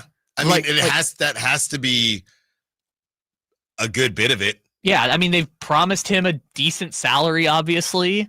I feel like maybe he's just like, hey, maybe I do have an offer from a Sacramento-esque team. I'm not saying Sacramento. I'm saying a team that's not as much of a contender as the Warriors, but like, I was happy there last year, blew out my knee, unfortunately, but I do want to be a Warrior. Maybe that's part of it too, but they can't be thrilled that like they can't go to the team facilities and stuff. Like, that's got to be kind of annoying. You know, Kyle, I know we're talking a bunch of Kings, but I'm going to say this guy was on the Giants for a long time. I'm going to say hit the sounder. When it breaks, we have it first. It's Sacktown Sports breaking news. There were reports yesterday after the loss that the Giants were making some of their relievers available, and the first one to go, the Mets are acquiring right-handed pitcher. It's been a great ride. Tyler Rogers from the Giants. This is from Ken Rosenthal. A source tells The Athletic. That submariner that's been on the team, it feels like forever. At one point, both brothers were on the team. It was always fun when they played each other, when they were on different teams. Tyler Rogers, he's one of those guys that had a great run with the Giants. This could happen on any team. Somebody that just had a great run with your team and you just feel, you deserve better, brother. You deserve better. We failed you. And at least he's going to go to the Mets, who they're going to be in the thick of it. So Tyler Rogers, as the Mets just faced the Giants, they liked what they saw. Maybe some conversations were had while the Mets were in town. Tyler Rogers is headed to the Big Apple to play in meaningful baseball. You know what's hilarious about that? Because, you know, the brothers both used to play for the Giants. The other brother was on the Cincinnati Reds. Mm-hmm. He got traded an hour ago to the Pirates. Yes. So now both brothers got traded within like an hour of each other at the trade deadline too. They just can't escape each other. No. And one gets to go to New York. The other gets to go to Pittsburgh. Yeah, but at least they'll both be free agents at the end of the year where they can reunite in somewhere. Detroit. Or probably back in San Francisco. No. Just come back. Do the Aroldis Chapman thing. Just go to the Mets for half a season and then come on home, and we'll take, I don't know, a double-A prospect who will never play for the Giants. Just come on back home. Just come on back home. So that just happened. I don't know. And that happened quick too, man. That happened real quick. As soon as they were made available, because the Giants bullpen is not the problem. And the game is still being played. The game is on right now. Yeah, but that happens all the time in baseball. And Jung-Hoo Lee just grounded out to first base again. Every time, man. It's just, I mean, you say that the Pirates just scratched their starting third baseman like 30 minutes before the game started. It's all so weird. Did you see that video of the reliever who Toronto was playing Baltimore yesterday, and they played a doubleheader, and he played the first game of the doubleheader on Baltimore. I saw that. And then got traded to Toronto. I mean, in between. Insane. So happy trails to Tyler Rogers. It was great having you on the team. And, you know, hey, if I needed a double play ball, you knew that Rogers was going to get it. So he is off to New York. We'll see what happens with Camilo Doval as well. But right now, Tyler Rogers has traded in his black and orange for blue and orange. There you have it. All right. There you go. As we get back into some of this Kuminga talk, and now everybody is discussing what Mark Spears, because this is the Mark Spears special. He has these little nuggets that he'll just throw in, right? You got Shams, you got Slater on a combo, and then Mark Spears just comes from the top rope. Yeah, he wants to go to Sacramento. Well, the other one was like, okay, so the agent was very particular in like the Suns have the best offer at, I think, what did they frame it as? Like 70 million more in guaranteed money than the Warriors or something was what they framed the Suns offer as, just to make it seem like, hey, the Warriors are being cheap. Look at this great offer on the table. Right. But then Mark Spears, like you said, just blasts in is like, Suns are offering Royce O'Neal, Nick Richards in 4 seconds. Like, we've been wanting that information for 2 weeks. Yeah. And Mark Spears just threw it out there as a side note in a piece about Kuminga and the Kings. Well, the other part of that is, I guess we don't know for certain. We're just going to assume that Kuminga met with the Suns. So this is what is maybe an indictment on where the Suns are right now. The Suns have offered more money than the Kings. The Suns have offered the same level of you're going to start as the Kings have offered. We think so. I believe. It's been reported. The money has been reported. That's from the Shams and Slater article. The playing time, I believe, I saw that as well. Yeah. Maybe not in that article, but somewhere. I mean, considering Dillon Brooks is their starting power forward, I'm sure he's starting. And Kuminga reportedly, according to Mark Spears, says he wants to go to Sacramento. I don't know. The only thing I can think of is that he's saying that because he knows that the Suns aren't close with a package. So he's saying that because maybe that'll get Sacramento over the hump, right? They're getting that information to Mark Spears or whoever to maybe entice Sacramento. Hey, somebody wants to come to Sacramento. Fine, we'll do X, Y, Z. Whereas he knows that the Kings are closer to what the Warriors would want than the Suns. So I'm going to say that I want to go to Sacramento because there's no point in me saying I want to go to the Suns because I don't think the Suns are going to get there. Sacramento has more assets, so I'm going to go in that direction. Reminds me, Kyle, I was watching Bachelor in Paradise, and a new girl comes onto the beach, and when she comes onto the beach, she's trying to figure out whether she wants to date this guy Dale, who's one of the best looking guys I've ever seen in my life. So code word for bombshell. Yes, but he's already taken. So the guys have the roses. The girl literally said it in the confessional. I'm going to take this dude who's single on the date because he's going to give me a rose and then I'll just survive and go from there. And then I have the power. I'm Jonathan Kuminga, and I don't think that the Suns have a rose that the Warriors will accept. So I'm just going to tell people I'm more interested in the Kings. Maybe I am, maybe I'm not, but I know that the Warriors are closer to accepting the rose of and I'm just laughing now, of the Kings because the 209, Allen has the craziest analogy. Yeah, that's definitely it. It's just very crazy. But I will also say, while your analogy is perfect and I have no notes at all to it, it was perfect description, perfect. I understood exactly what you were talking about. I will say, I think he could want to go to both Sacramento and Phoenix, right? It could be Spears is just saying he wants to go to Sacramento. He's met with them, blah, blah, blah. Maybe he also wants to go to Phoenix. And we're just not talking about that because there's just no world where the Warriors are going to accept it. So maybe both are true. Maybe Kuminga would be okay going to either. But Mark Spears, I mean, he didn't help the Kings. No one's blinking because of this. But it certainly helped the Kings in terms of public perception that Jonathan Kuminga wants to go there.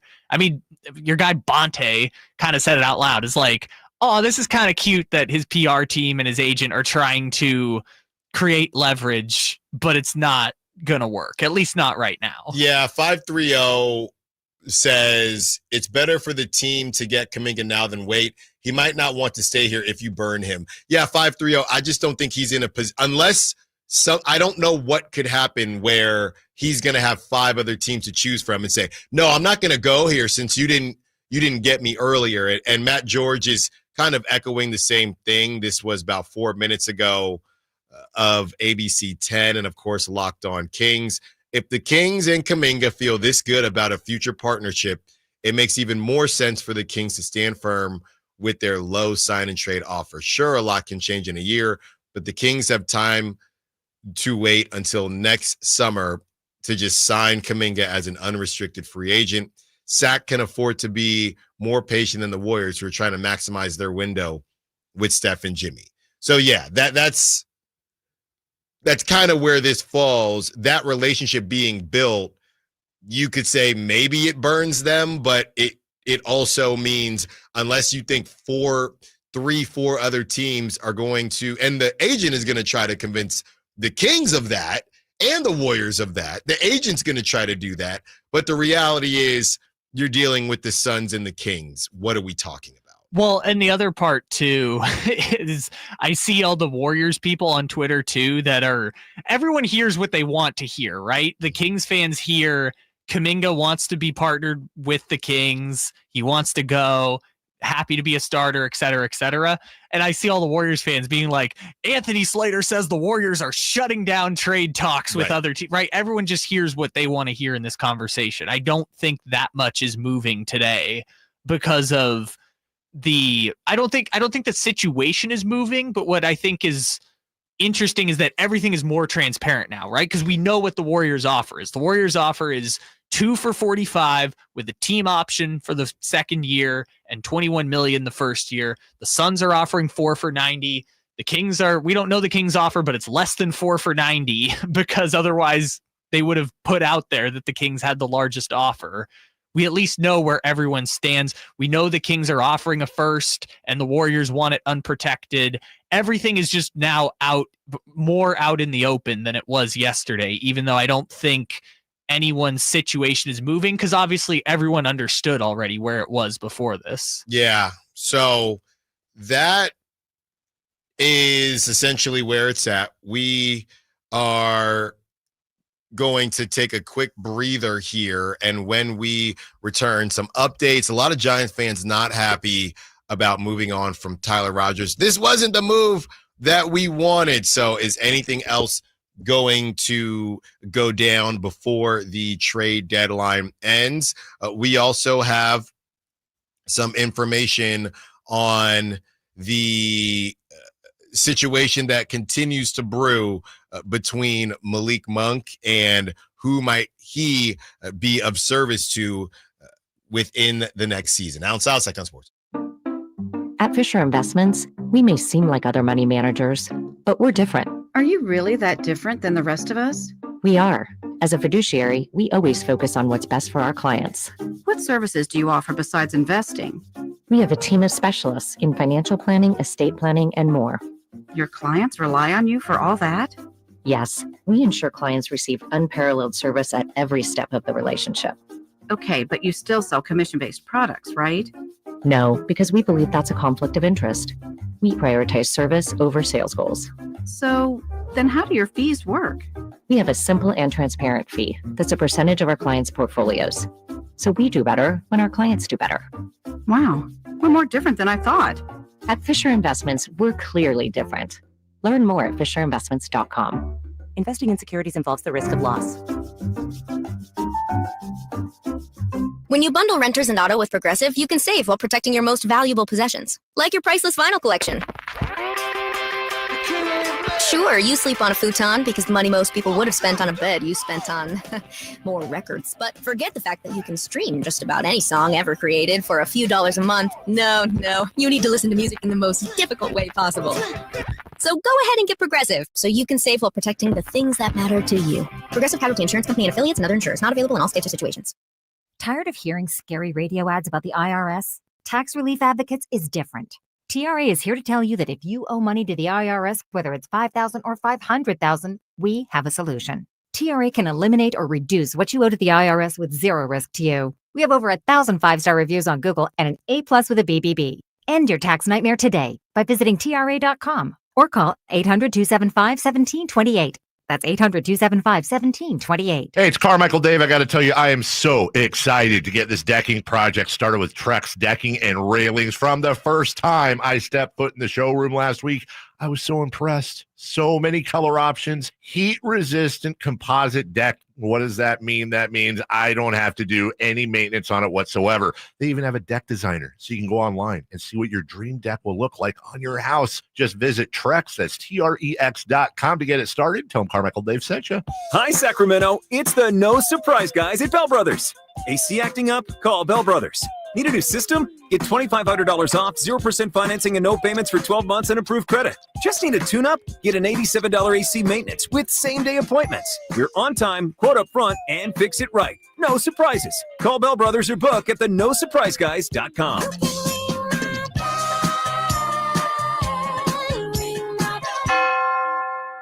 Get ready for a night out with Jordan Davis. It's Country in the Park 2, Saturday, September 13th at Cal Expo. Along with special guests Mitchell Tenpenny, Locash, Vincent Mason, and Avery-Anna. Make it a family day out with food trucks, games, dancing, and more. Saturday, September 13th at Cal Expo. Sponsored by the California Army National Guard and Hot Valley Brewing. Tickets at CITPFest.com. Save $12,000 off MSRP. Every new 2025 Silverado 1500 5.3 liter at Maida's Elk Grove Chevy after all rebates. And Maida Chevy has one of the largest selections in the Sacramento area. Plus $12,000 off new Silverado exclusively at the Maida Chevy Silverado Supercenter. Now that's big, huge. See them all at MaidaChevy.com. Together, let's drive. Excludes work truck. Must trade in 2011 Chevy car or truck. Not available with special financing, leasing, some other offers. Made a great deal at Maida.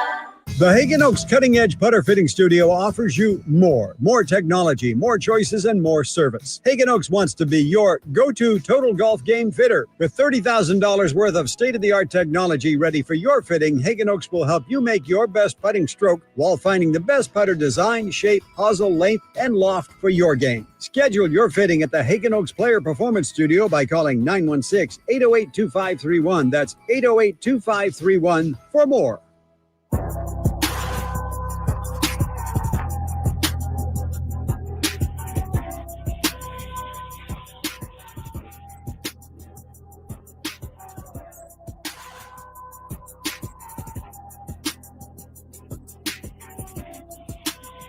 Allen Stiles You can join the show by texting 916-339-1140 on Sacktown Sports. Rocky Top.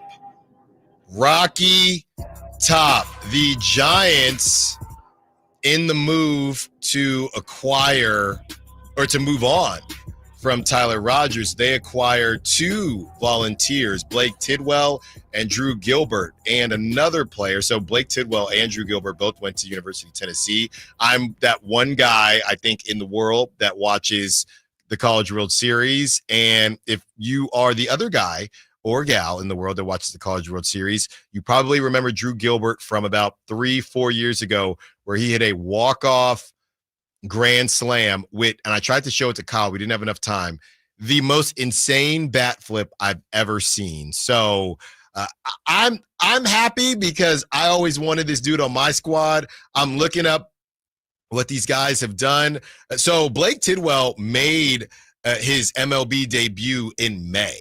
So this dude, he was a second-round pick in 2022, okay, and he went to Tennessee. Blake Tidwell, he in 2025, he's 6-4 with a 4.10 ERA at the minor league level. In 2025, his MLB stats, he's 1-1 with a 9 ERA.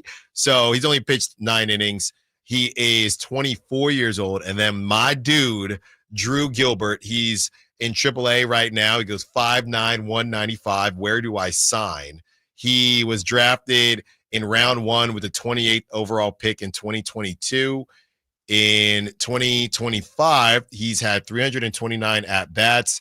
He's hitting .252 with 14 dingers, 4 stolen bases, and 53 stakes, 53 RBIs with an OPS of 800. We don't know who the last player is, but I'm telling y'all, just go look up Drew. It comes right up. Drew Gilbert bat flip. And I don't know if they've still had him. He played center. Yeah, it says center field, so he's still in center field, even though he's in AAA and he's been with the Mets. They're both 24, Kyle. Look, I'm going to miss Tyler Rogers, but Drew Gilbert, I'm telling you, at least this is my guy. Except he's not going to play for the Giants because they have 8 million right fielders. No. He's a center fielder. Jung-Hoo Lee.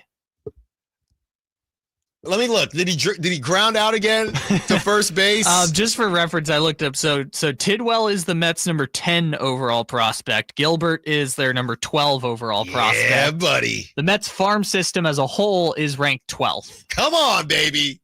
Right there. And they're both in AAA. Come on. I'm telling you, Drew Gilbert. Give me an outfield of Drew Gilbert, Grant McCray. Get Luis Matos. You can stay if you want, buddy. You're not playing anyway. Clear out all the guys you hate. You know who? Yeah, give me guys who know how to run the bases appropriately and that know the infield fly rule. One of these days, you know that graphic they post every year of like 18 different left fielders have started for the Giants in 18 years? One of those days, Drew Gilbert's going to be there. It literally will be. He will. It literally will be. You know what it sounds like for now, though? Tuesday night. Next week. Oh, yeah. Oh, my Sutter goodness. Health Park. I'm going to be like, hey, Drew, I just want to say, man, what you did those years ago, that grand slam was crazy. Drew Gilbert is going to lead off after Allen Stiles is shooting the hot dog cannon at Sutter Health Park. Give me Drew. That is such a great call. Give me Drew. Give me Grant in the outfield. And then I guess Marco Luciano and Encarnacion can still be in right. That's fine. But until we convince Marco Luciano to take ground balls. But congratulations, Alan. You've got the future center fielder of the Sacramento River Kitties. Wow. Drew Gilbert on your team. Wow. Alex Pavlovich, with Tyler Rogers headed to New York, the expectation is that others will soon be on the move. The Giants have also made, Camilo Doval available per sources. I think it's probably time. Probably. It's just so funny. It's just so funny that the Giants are in a weird selling spot and the A's are just stinking but not doing anything because the A's don't and we'll probably see some of the older guys, but the A's are doing so well from their young players, and that standpoint, they can't move any they can't move any of those guys. It's just, hey, who wants some of our older players? I don't know, because what everyone is saying about the deadline is that there's no stars being traded. Maybe Suarez will get traded, but there's no real big impact players being traded. So everyone's trying to get bullpen guys, which I think is why the Giants are now pivoting to trading Doval and Rogers is because of that. If you're the A's, does this make you think again about the Mason Miller thing? If we're throwing around top prospects for Rogers, does it at least make you come back to the table and think about Mason Miller? Nah, you know who had 2 steaks yesterday, 2 for 4 with 2 ribbies, 2 steaks? Miguel Andujar. Yeah. He's going somewhere. And you're going to get, I don't know, the 30th prospect? No, it's going to be him or Shella, maybe Luis Urias. Yeah, Luis. And maybe Jeffrey Springs is going to get traded. But again, the problem is that everyone wants relievers and the A's have the best reliever in baseball and nothing else. That's the worst part of it for them. They've got no other quality relievers except for maybe the best reliever in baseball that they don't want to trade. And the A's just pulled up a guy, Carlos Cortez. Okay, he's 5'7". So he's my favorite player. Him and Lawrence Butler. On the A's. So he played yesterday, and he was with obviously the Las Vegas Aviators. So there's actual moves happening in Major League Baseball, whereas in basketball, just a lot of talk being brought up, and we'll see what happens, man. We'll see what happens. With Malik Monk, I thought one thing that was interesting was somebody mentioned, and obviously Desmond Bane is better than he's better, right, than Devin Carter. Than Malik Monk. He is. But somebody said Bane is better, but the Magic could have gotten Monk for basically nothing instead of giving up a lot for Bane and taking on that big contract. Do you think the Magic are kicking themselves a little bit that they acted quickly on Bane? Or do you think, and Bane, what is he, 20? He ain't 24, right? I think he's 25. Okay. Is Bane that much better than Malik Monk? Yes. I think Whitey is Whitey doing it too. Yes. I'm just I know Bane, he's better. I'm asking that much better. He is, but they gave up their argument is not that they should add Malik Monk for nothing. It's that they gave up when we talk about 70 cents on the dollar for De'Aaron Fox, they potentially gave up like 120 cents on the dollar for Desmond Bane. And I'm not even just talking about the trade. Like, they gave up essentially 3 first-round picks and a pick swap to upgrade from KCP to Bane. And I know KCP wasn't that good. I mean, he was awful last year, but like, he was still a $20 million player a year ago. Right. And most of us agree Bane is overpaid at the value that he's at right now. It's not to say that Bane is not an excellent player. He's just a little bit overpaid. So I guess the tough part is if the Bane thing doesn't work, they're stuck with those 3 guys for at least the next 3 years, or I'd say 2 years. They are stuck with Paolo, Franz, and Bane for the next 3 years.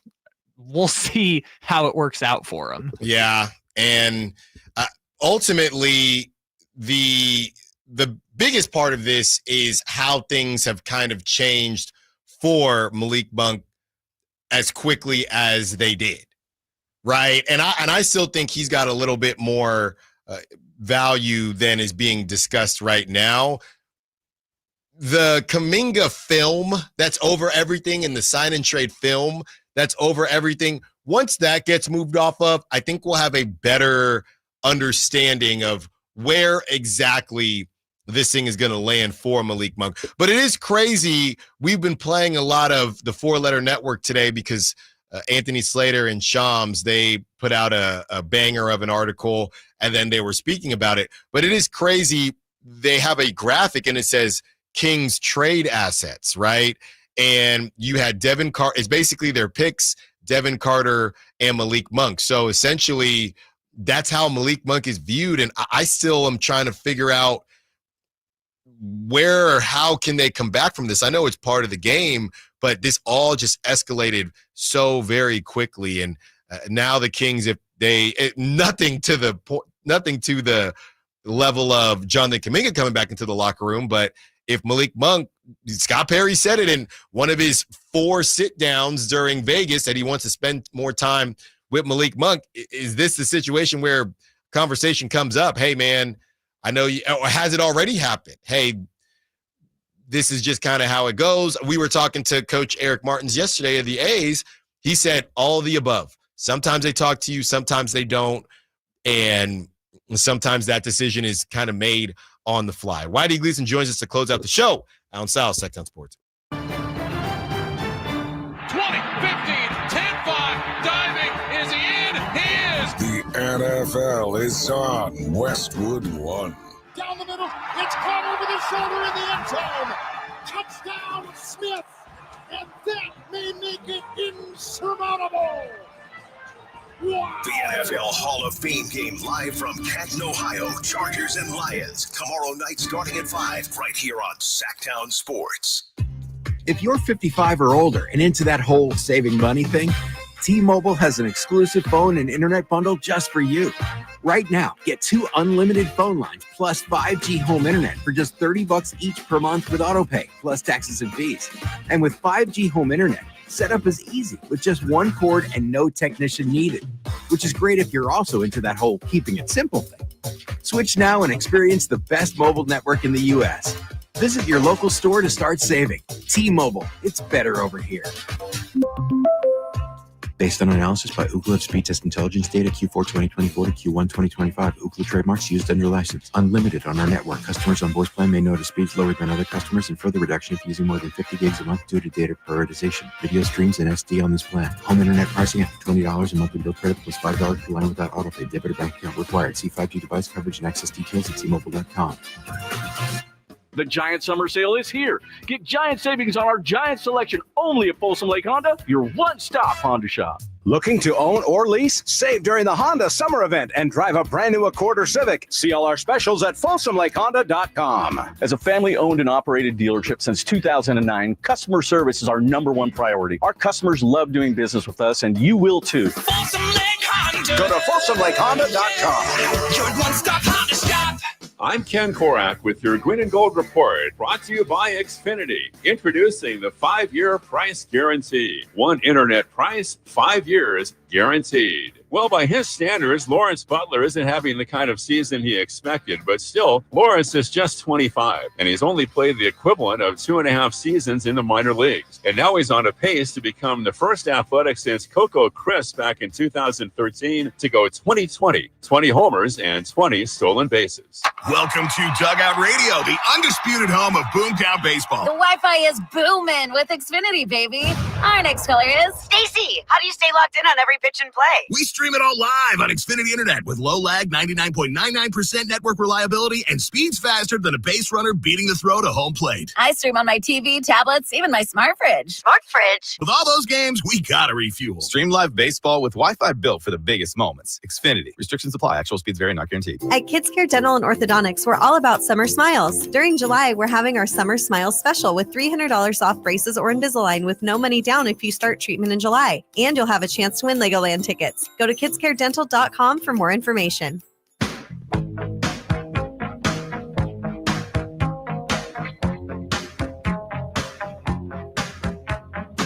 Allen Stiles. Watch the show on youtube.com/Sacktown Sports 1140. Or listen on the Sacktown Sports app. Whitey Gleason joins us to close out the show. Whitey! Yeah! How's it going? Things are happening, huh? I don't know if anything's happening on Kuminga, but as you guys expertly detailed, at least we know more. And you got the Giants waving the white flag? Tyler Rogers trade, is that waving the white flag? No, I think that... Or is that what you think? Well, if you're trying to win, you don't normally trade a setup guy who's having a really good year for some minor leaguers. So what? You're just telling the Matt Chapman's... So, but Matt Chapman's going to be safe? I don't know. Well, from a trade? Probably. Yeah, they're not going to trade Matt Chapman. I'm just saying, so they just go... But they needed to add, right? And maybe they still will. Obviously, the deadline's not until tomorrow. So they just go through the motions for the rest of this. That's what I'm saying. Matt Chapman kind of feels like he's been...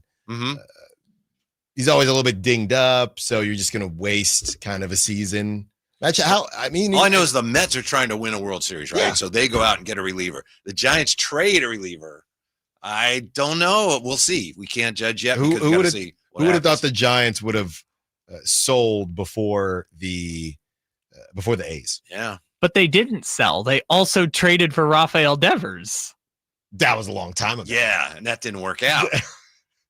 And now they have that contract for 17 years. Yeah, it's what they do with the you're absolutely right, of course, Kyle. But it's what they're going to do today and tomorrow. I'm not going to start it right now, but this Buster Posey guy, we sure he knows what he's doing? He probably doesn't because he's never done it. And in all fairness, I agree, and I think because ownership likes him, they're more comfortable with him just spending their money because they're like, we like you and trust you to give Matt Chapman and Willie Adames and Rafael Devers $800 million. The thing is, Buster Posey in 1 year could not reverse Farhan's failure, which was the failure to produce a farm system that gave you major league players. As Chapman strikes out with runners in scoring position. Just go get Gabe.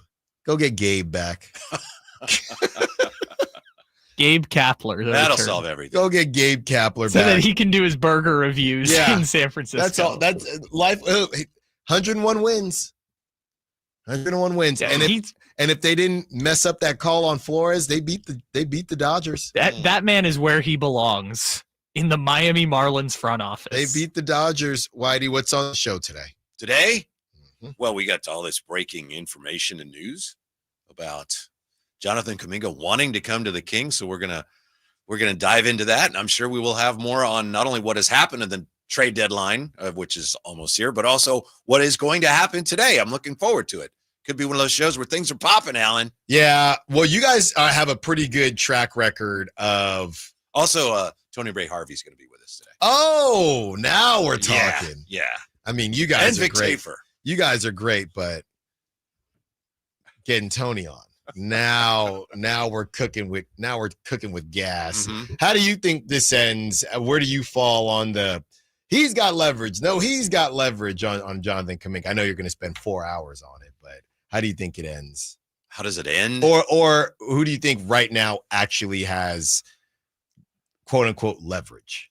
I think he has the most leverage. Yeah. Because he can ultimately decide what he wants to do, but it looks like right now it's headed towards a lose-lose. Mm-hmm. Yeah, and depending on how you say it, Kyle and I were talking about the Warriors are shutting down. The Warriors are shutting down sign and trade conversation. You know, we've had enough. Okay, well, you might lose them for nothing, but that's fine. Mm-hmm. No. We've had enough. All right, Jonathan. So you take that and do what you can with it. Yeah. And he's going to say, okay. Yeah, they're trying to scare Scott Perry into thinking, oh, no, well, we better make our best offer. It's probably not going to happen, though. Yeah. Yeah, because if they do have a good relationship, well, this relationship will continue because, Whitey, I don't think that coming off a qualifying offer year, the Kings are going to have to fight with very many teams besides the Suns to acquire Jonathan Kuminga, even in unrestricted free agency. Might be one or two. I know a lot of teams I would think there'd be a better market for him if he's an unrestricted better, free sure. agent. And somebody on the text line said, well, could he feel some type of way because they didn't go and get him? How is he going to feel some type of way when nobody else is even talking to him right now? I think the Kings and the Suns would be at the front of the line for at least, hey, we understand how things have gone. At that point, DeMar, the last year in his deal isn't guaranteed, so we can just continue the conversation. But they have to. His agent would say, hey, you have to understand, the Kings don't have to do anything. It's not a matter of they didn't want you enough. It's a matter of it's not really good business on their part. Yeah, I think in some ways the market for him down the road would be unknowable because a big part of it, as Anthony Slater has reported, is that he wants to go somewhere where he has a clearly defined role and a big role. And we don't know what's going to happen with any of the teams between now and the time he hits unrestricted free agency. So it could change a lot. Yeah.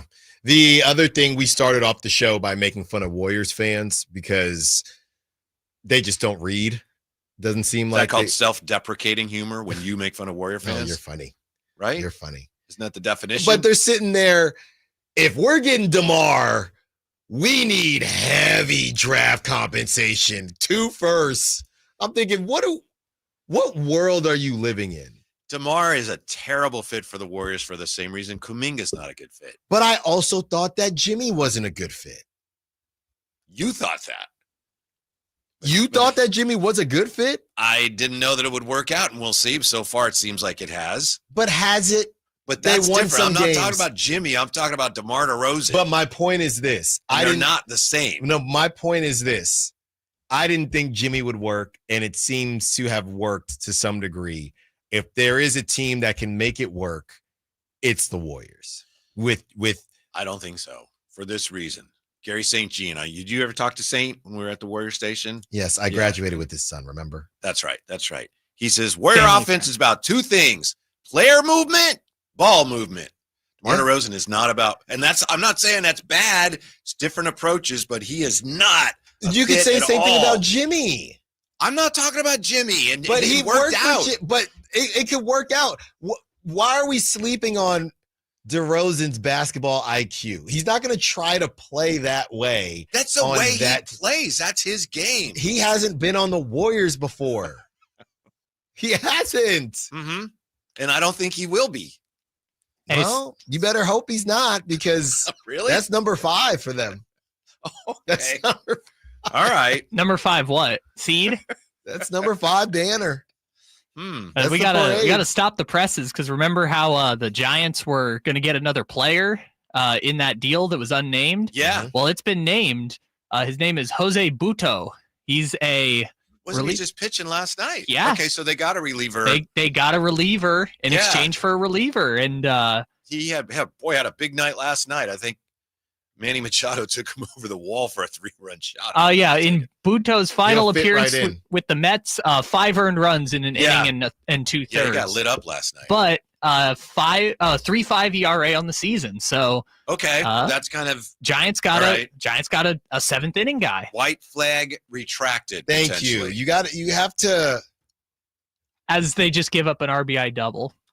I'm just looking here, and Kyle kind of read off a lot of stuff. So you have the best bat flipper I've ever seen in my life, future center fielder Drew Gilbert. Future center fielder for the River Cats. You have the other guy that came from Tennessee, and he's already got MLB experience. He's 24, Blake Tidwell, and you have a shutdown 7th inning guy in Jose Buto, who gave up 5 runs yesterday. Yeah, well. He knew it's hard to pitch when there's a lot going on as far as the trade conversation. Hey, last year 2.55 ERA for the. That's basically Rogers right now. There you go. I don't know if he's worn out or he really didn't pitch well last night. He hung a slider to Machado and got away with it, and then he threw a sinker in there. Boom! He just needs a fresh start. Man, oh Manny, as they say. They just both needed a fresh start. Maybe so. That's so what they it gave is. him the boot. Oh. That's what it is. And I mean, you guys just go home and watch Drew Gilbert. Okay. Seems like you're doing it for us. This is Drew Gilbert, 45 games in AAA. His slash, 272, 355, 526. What would have happened to you when you played at Temple if you'd have made the base running mistake that Ramos made? I'm yanked immediately. I remember one time scholarship. Did I tell you about when I tried to steal, and it was a terrible situation. I don't know why I'm telling you this. So Rhode Island, they were nasty. They had the player of the year, and he played center field. He got drafted, and I can't remember how I got on base, but I'm on second, right? Probably a walk. Probably. Hit by no, it definitely wasn't a walk. Definitely was not a walk. So I'm on second base. E6. Second base, 2 outs. Hey, watch out, guys. He's got wheels. Guy on first base is our second baseman. So I'm on second. He's on first. Our 3-hitter is up, right? We hit 1, 2, 3. You said there's 2 outs? 2 outs. And you're on second base? Yeah. I just can't understand any scenario in which you're trying to steal here. He gave me the green light. Oh my God. He gave me the green light. I try to steal, get absolutely hosed. You could have said it was a hit and run. Absolutely hosed at third. The third baseman, who was also my roommate. I'm mad at you, and I don't even have any interest. This is in the first or second inning to make it worse. Third baseman comes up to me, or I got to go to left field. We both got to walk the same way. He goes, "Hey, Al, was that a steal sign?" Yeah, it was a green light. I mean, we're trying to get something done, man. We're trying to do something. The coach pulls me to the side. You know, Allen, if you're going to steal on 2 outs, you better be 100% sure. Right. You are not going to be out. Now, he didn't yank me. Never make the first or the third out. That's of third base. I understand that. Yeah. I don't know what possessed me. I thought this center fielder who's going to win player of the year. No, this is my time to shine. And got immediately got a bad jump, hosed. It just was not necessary. Not necessary. So as much as I'm talking about Elliot Ramos, a lot of times, I think that's a good way to say it, though. A lot of times, I don't know what possesses you, but there are a lot of times, because Mauricio Dubon was terrible at this with the Giants, too. You're not supposed to do certain things, but you still do them for whatever reason. Losing focus a little bit, playing every day. But that didn't happen to me a lot. The problem with Elliot Ramos is it keeps happening. And he's in the major leagues, and I am not. So let's see here. Oh no, O'Neal Cruz. Speaking of center fielders, 1-1 ball game. 1-1 ball game. Logan Webb in trouble here. Whitey Gleason, Kyle Draper, Jay Johnson. They got you for the next 4 hours. Maybe something will actually break with Jonathan Kuminga and the Sacramento Kings, or just a bunch of more talk. Which I don't mind that either. Whitey Gleason. Thanks. Great promo.